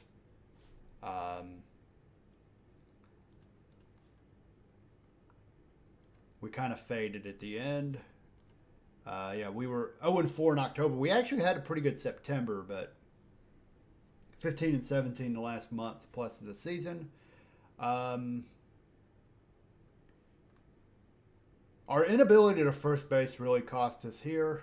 We were 3rd in runs scored, and then We were sixth in runs allowed. So, middling pitching staff. Our bullpen ended up fixing itself.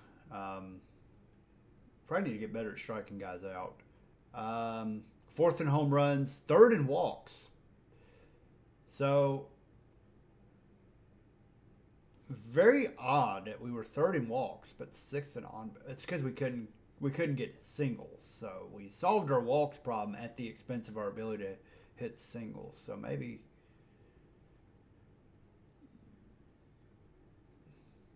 we were just an all or nothing offense there at the end, where our all we were, yeah.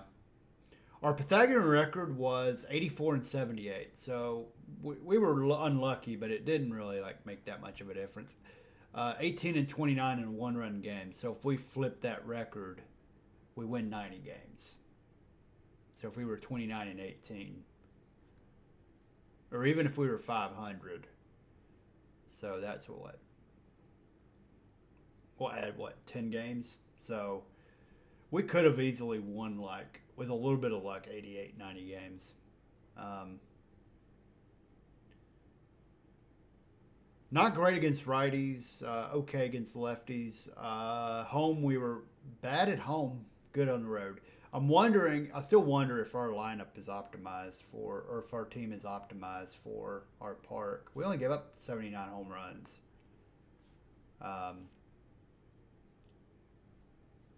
So we might have a team construction issue. I don't really know. But, so that's how we did as a team. Honestly, like, good things. We were ninth in hits. So that's kind of where our downfall was. We just did not have good hitters for average. Let's take a look at our lineup. We'll just take a look at our lineup here and see how we did overall. Doug DeSence's 5-win player in his rookie year. I believe he qualified as a rookie this year. I think so.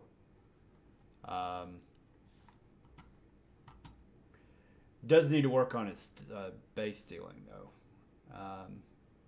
Lazinski, 289, 335, 448. Very good year for him. High Babbitt was pretty much what was able to keep him. Jimmy Wynn, 23 homers, 70 RBI.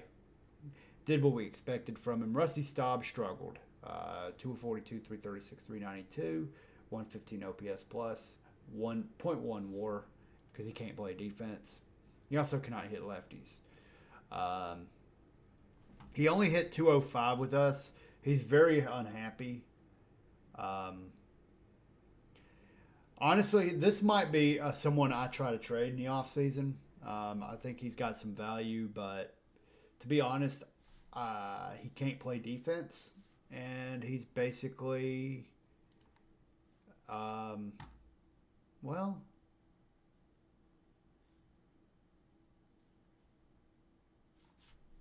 I want to look at something as we look into his offseason. Can we look at his career numbers? Career batting stats.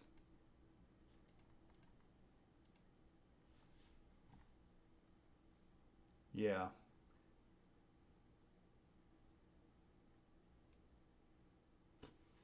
He just tanked against lefties. So maybe if we just give him a chance against lefties, he'll do better. We'll see. We'll see what the team looks like. Pitching-wise, pretty much we can sort these by innings. Phil Necro did well. Let's look at FIP minus. We'll look at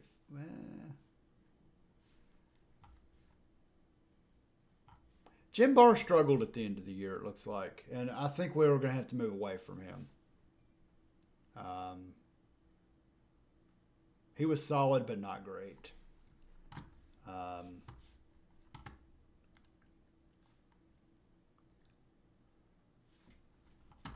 We can sort by WAR. But yeah, we'll take a look at our stats for the year and see kind of where we can go next year. And I'll be back in a few.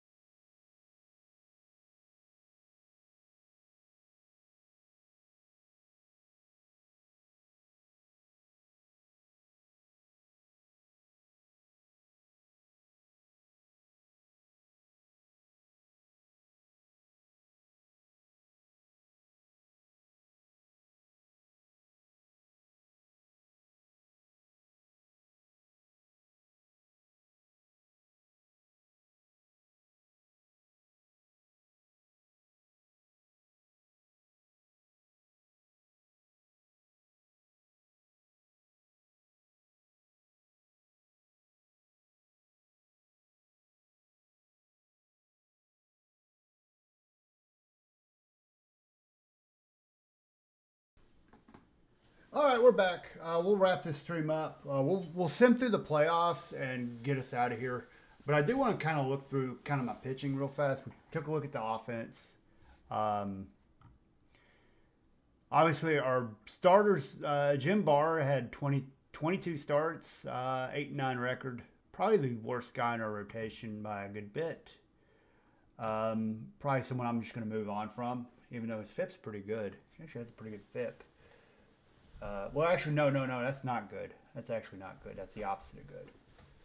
You want that to be under 100. Sorry.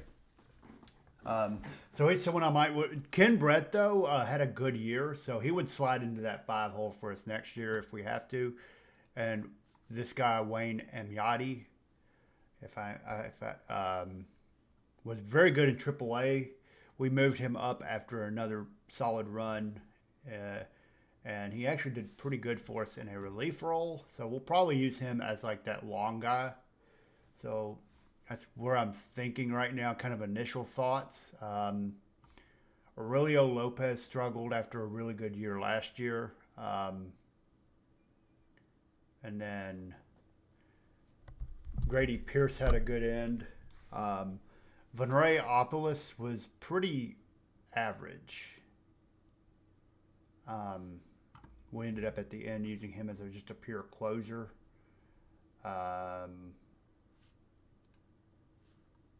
He's still like 4.5 star player though, so there is clearly some potential there.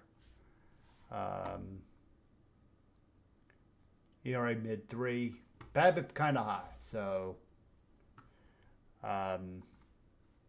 Mike Caldwell was probably our best pitcher.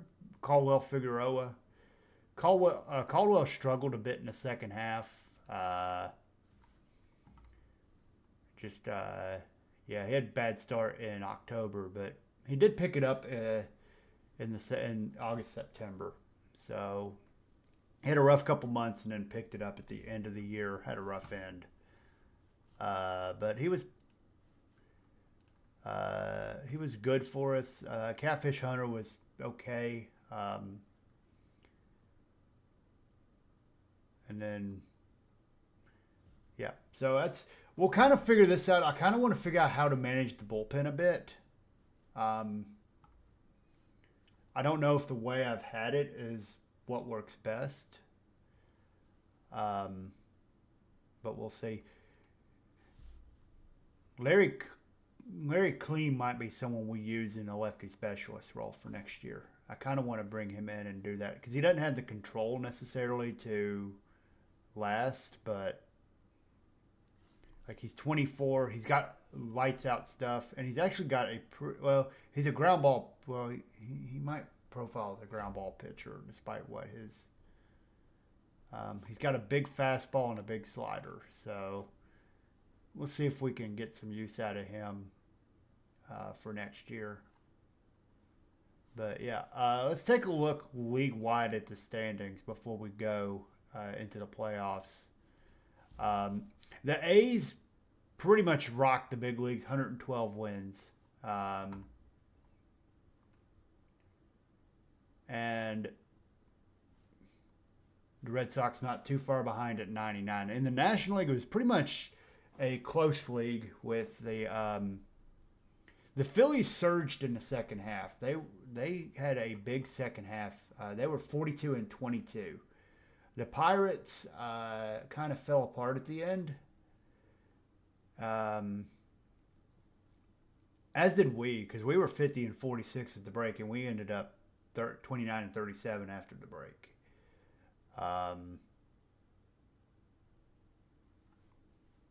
But the Pirates finished 86-76 and were basically a sub-500 team. But they kind of collapsed in the second half. If you see here, 8-20 in September, when they were like April 11-9, like they were running up some big records, and they just absolutely cratered in September. We wish we could figure out what happened, but they went from a pretty sizable league to not. as you can see here, they ended up finishing in third place. Like, they had a pretty good lead throughout the year. So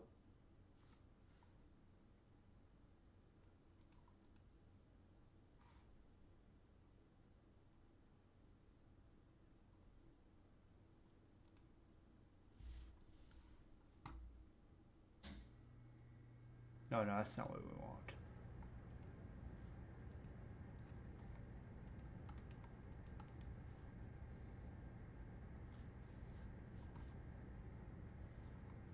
So yeah, like you can, yeah. So that's how they ended up where they were. Did they have any injury issues?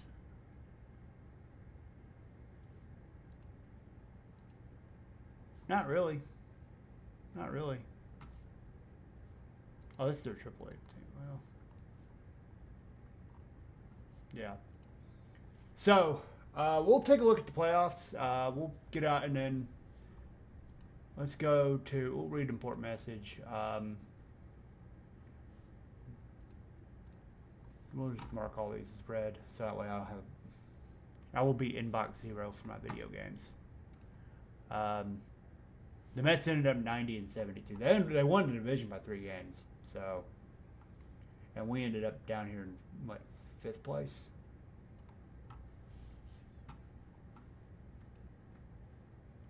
So we'll go playoff coverage.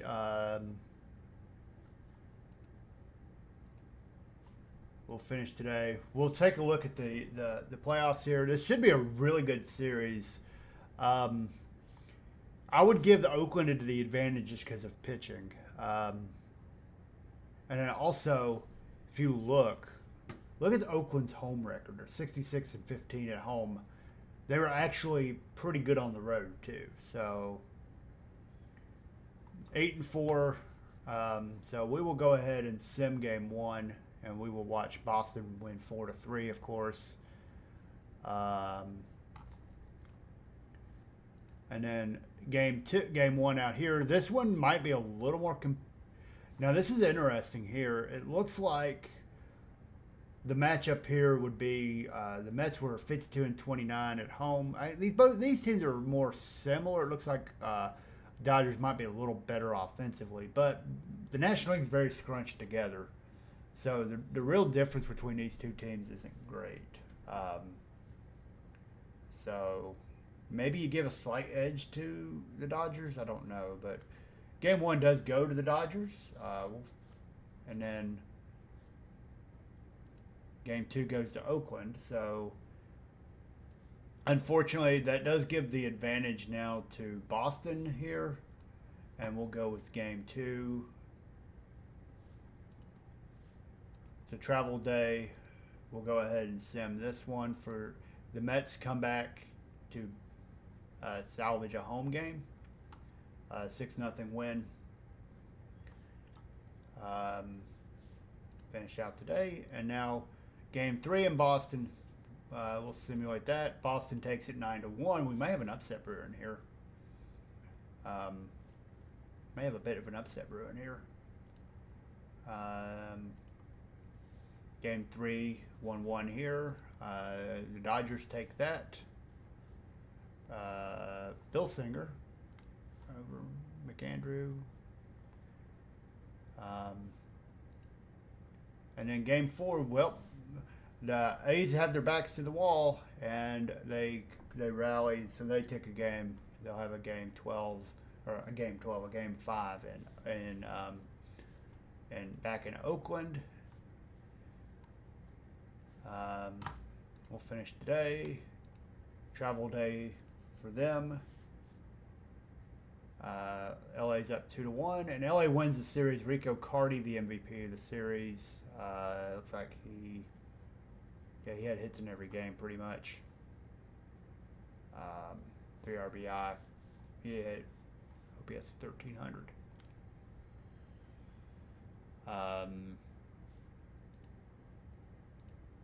Yeah, we can look at this. Yeah, Rico Carty, 429, 500, hit 2 home runs. Pitching did well for them. All right, so the Dodgers make the 1972 World Series against. We will find out if it'll be Boston or Oakland.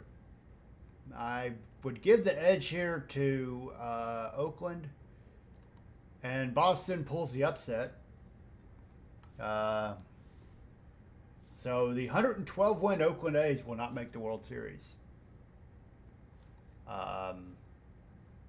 Reggie Smith was the MVP. Had a homer and 4 RBIs. Deserving. And Boston, or LA, or what the hell's this team? Oakland just couldn't muster up enough offense to really make things work. And Bill Lee was probably out doing LSD or something, and he was just choked hard in the playoffs. Yeah, Game 5, it looks like, yeah. So we have the Dodgers and the Red Sox. Interesting World Series. So we'll finish today out. Game 1 will be tomorrow. All right. Looks like based on this, obviously I think Boston would be the favorite here. Though the game's in LA, so LA does have the advantage. So this could be one of those World Series where we might have the Dodgers winning. So I think the Dodgers are going to be the favorite here. I would put betting because of the Boston's lack of pitching here will probably do them in. And sure enough, you get the 3-1 win for the Dodgers, or for Boston in Game 1. Couple 4-for-4s. Carlton Fix went 4-for-4.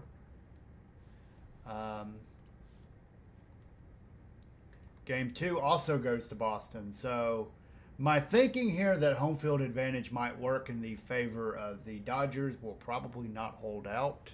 Carlton Fisk had another big game. He's hitting .750 in the first 2 games. And they got a couple really good pitching outings. Back to LA for Game 3.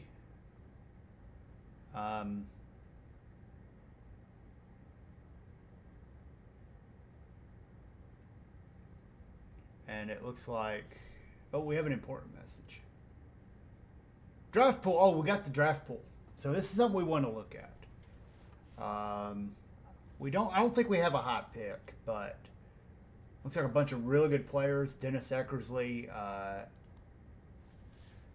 big time talent, of course. He's the top player overall. Robin Yount, Dave Winfield, John Montefusco.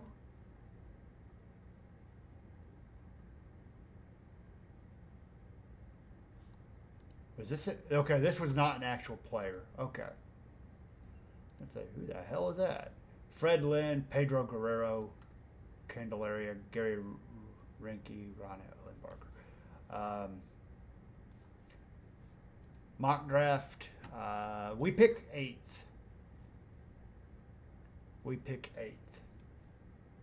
And we're getting mocked Gary Rinke, and he's not going to be on my board, unfortunately. So let's take a look at the draft pool. Let's just look at this. Obviously, we took a look at it earlier, so we'll just go to default. And we'll take a look at all players.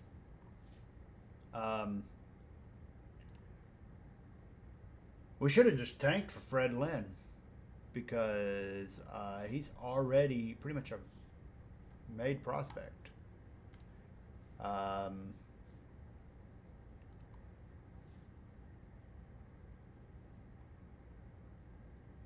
Dave Winfield might be someone I go after here.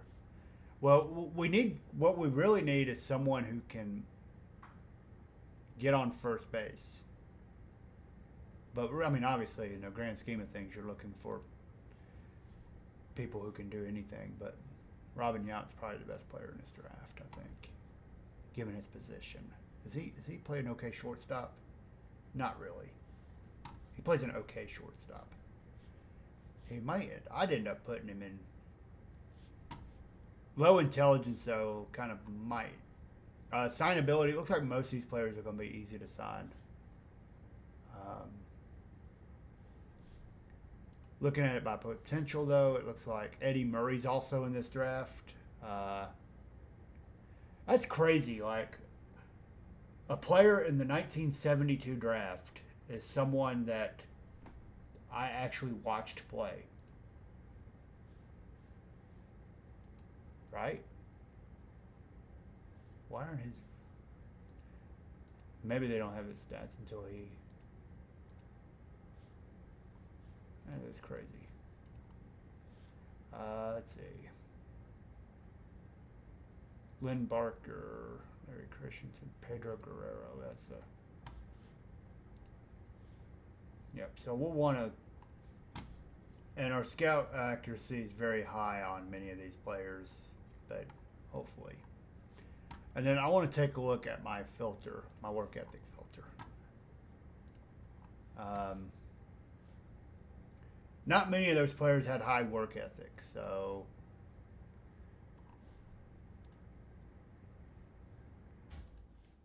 I'm going to rig it to where Fred Lynn falls to me.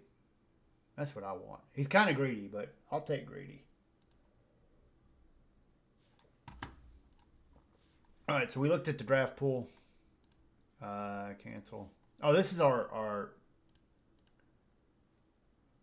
we'll clear filters. Yeah.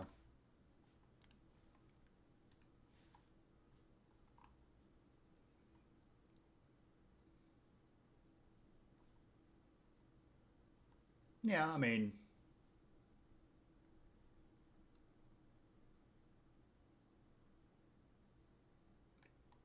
obviously the main player we would take off our board here, well, honestly, okay, so all these guys who are in the top 5-star, 4.5 stars, they're all draftable for us. They're all draftable. Maybe these three we would take a kind of a side eye at, but of course personality class is unknown. All right, so we did that. Let's go ahead and take a look. Let's continue the playoff coverage. All right, so the Boston Red Sox took the first two in this series. And now they're at home, so this could be a very quick series. Yeah, 3-0 Boston. So the curse of the Bambino might be lifted pretty early. Yeah. Well, nope, Dodgers came back in 3-1.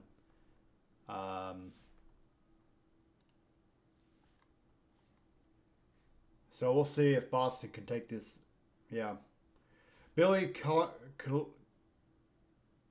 This guy, Canigliaro, was the MVP. Had a home run, 7 RBI. Carlton Fisk had a really good series. Enrico Petrocelli had a really good series. Reggie Smith did well.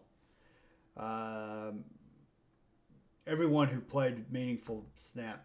Well, Rico Cardi did okay. Bob Bailey was okay, but it was mostly a rough series for the Dodgers. And they got kind of roughed up pitching. Drysdale, Don Sutton weren't great. Doyle Alexander got lit up like a tree. And Bill Singer, poor Bill Singer, was garbage. Meanwhile, pretty much everyone who pitched for the Boston did well. So the Red Sox are your World Series champions. We will go ahead and end it there. Obviously, that did not. That's not how things went in the real world, but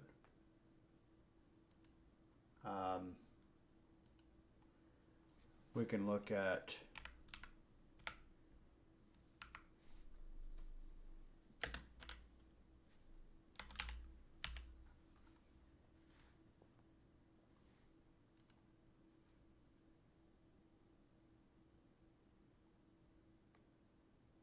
Oh, okay. So the A's actually won the World Series in 1972. They actually beat the Reds. The Reds in this run, well, The Reds finished 3 games out. So.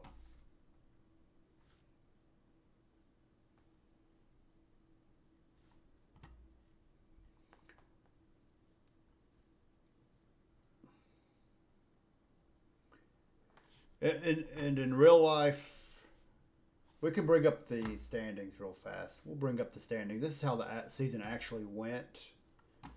We'll go ahead and do our Chrome.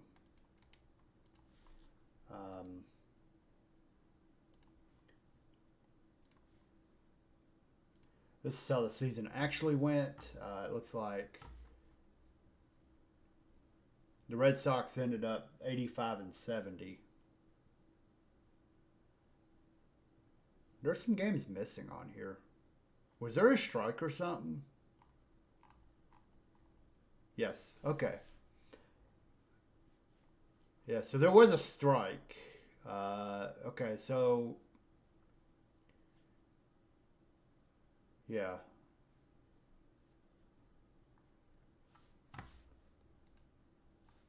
So there was a strike in this season, so that's why these were...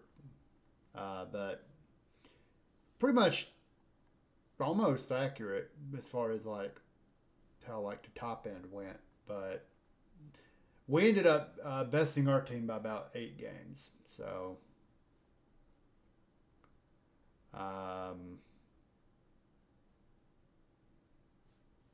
Dick Allen was the MVP for some reason.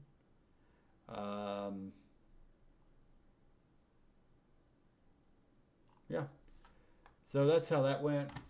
We'll go back. We'll go ahead and cut that off. We'll take a quick look at our financials real fast, and we'll probably just go ahead and end it.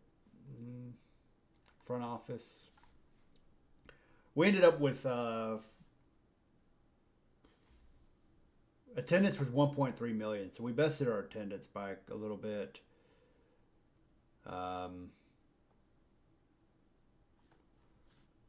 We sold fewer season tickets, but our attendance went up by 11%, and we made a little more money.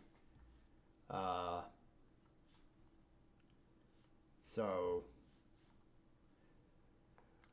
what I kind of want to do is take a look at our manager here, Nate Tyner. We might let him go.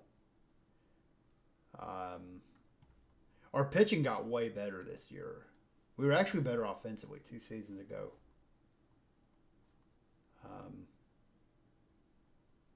So I'm not quite sure what happened there, but thinking about making a move at manager.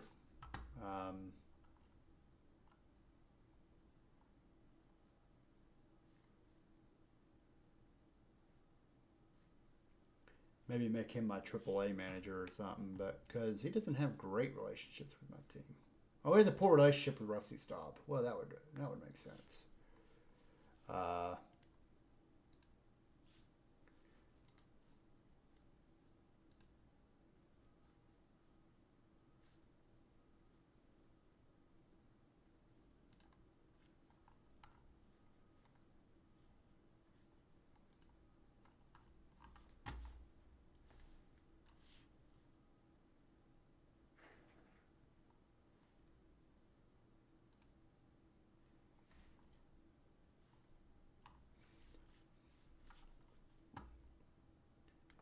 We might be making... I might try to make a move here or something.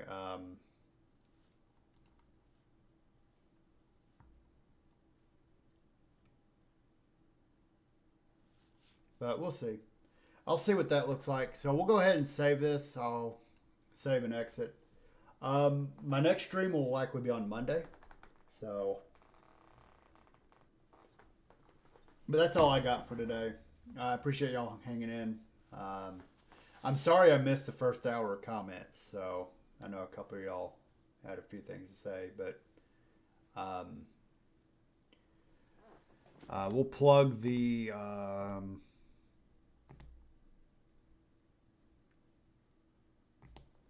socials, and there y'all can follow me on those. But I'll probably be back Monday if if I remember not to fall asleep.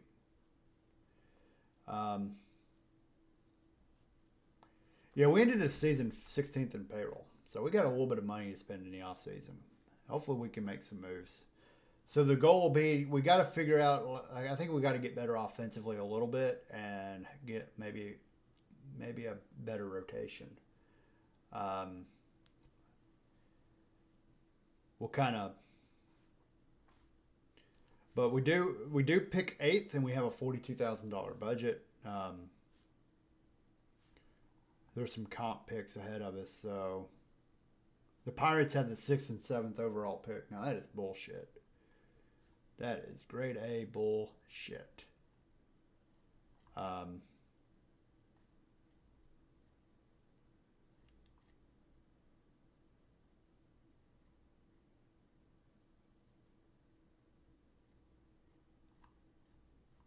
Yep. So I don't know how many rounds are in the draft. How many draft pick changes? Okay.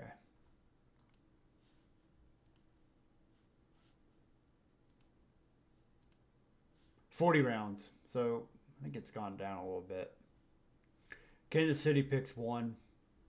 There's 1,000 eligible players. So yeah. And the draft will be on 11/15. So we won't have a lot of time. All right. So that'll be it. We'll come up back with this game one day next week. Probably Thursday. It seems like a good day to do it. But yeah, click my links, follow those, and I will see y'all around Twitch. Y'all have a good rest of the day. Thank y'all for watching. Bye, y'all.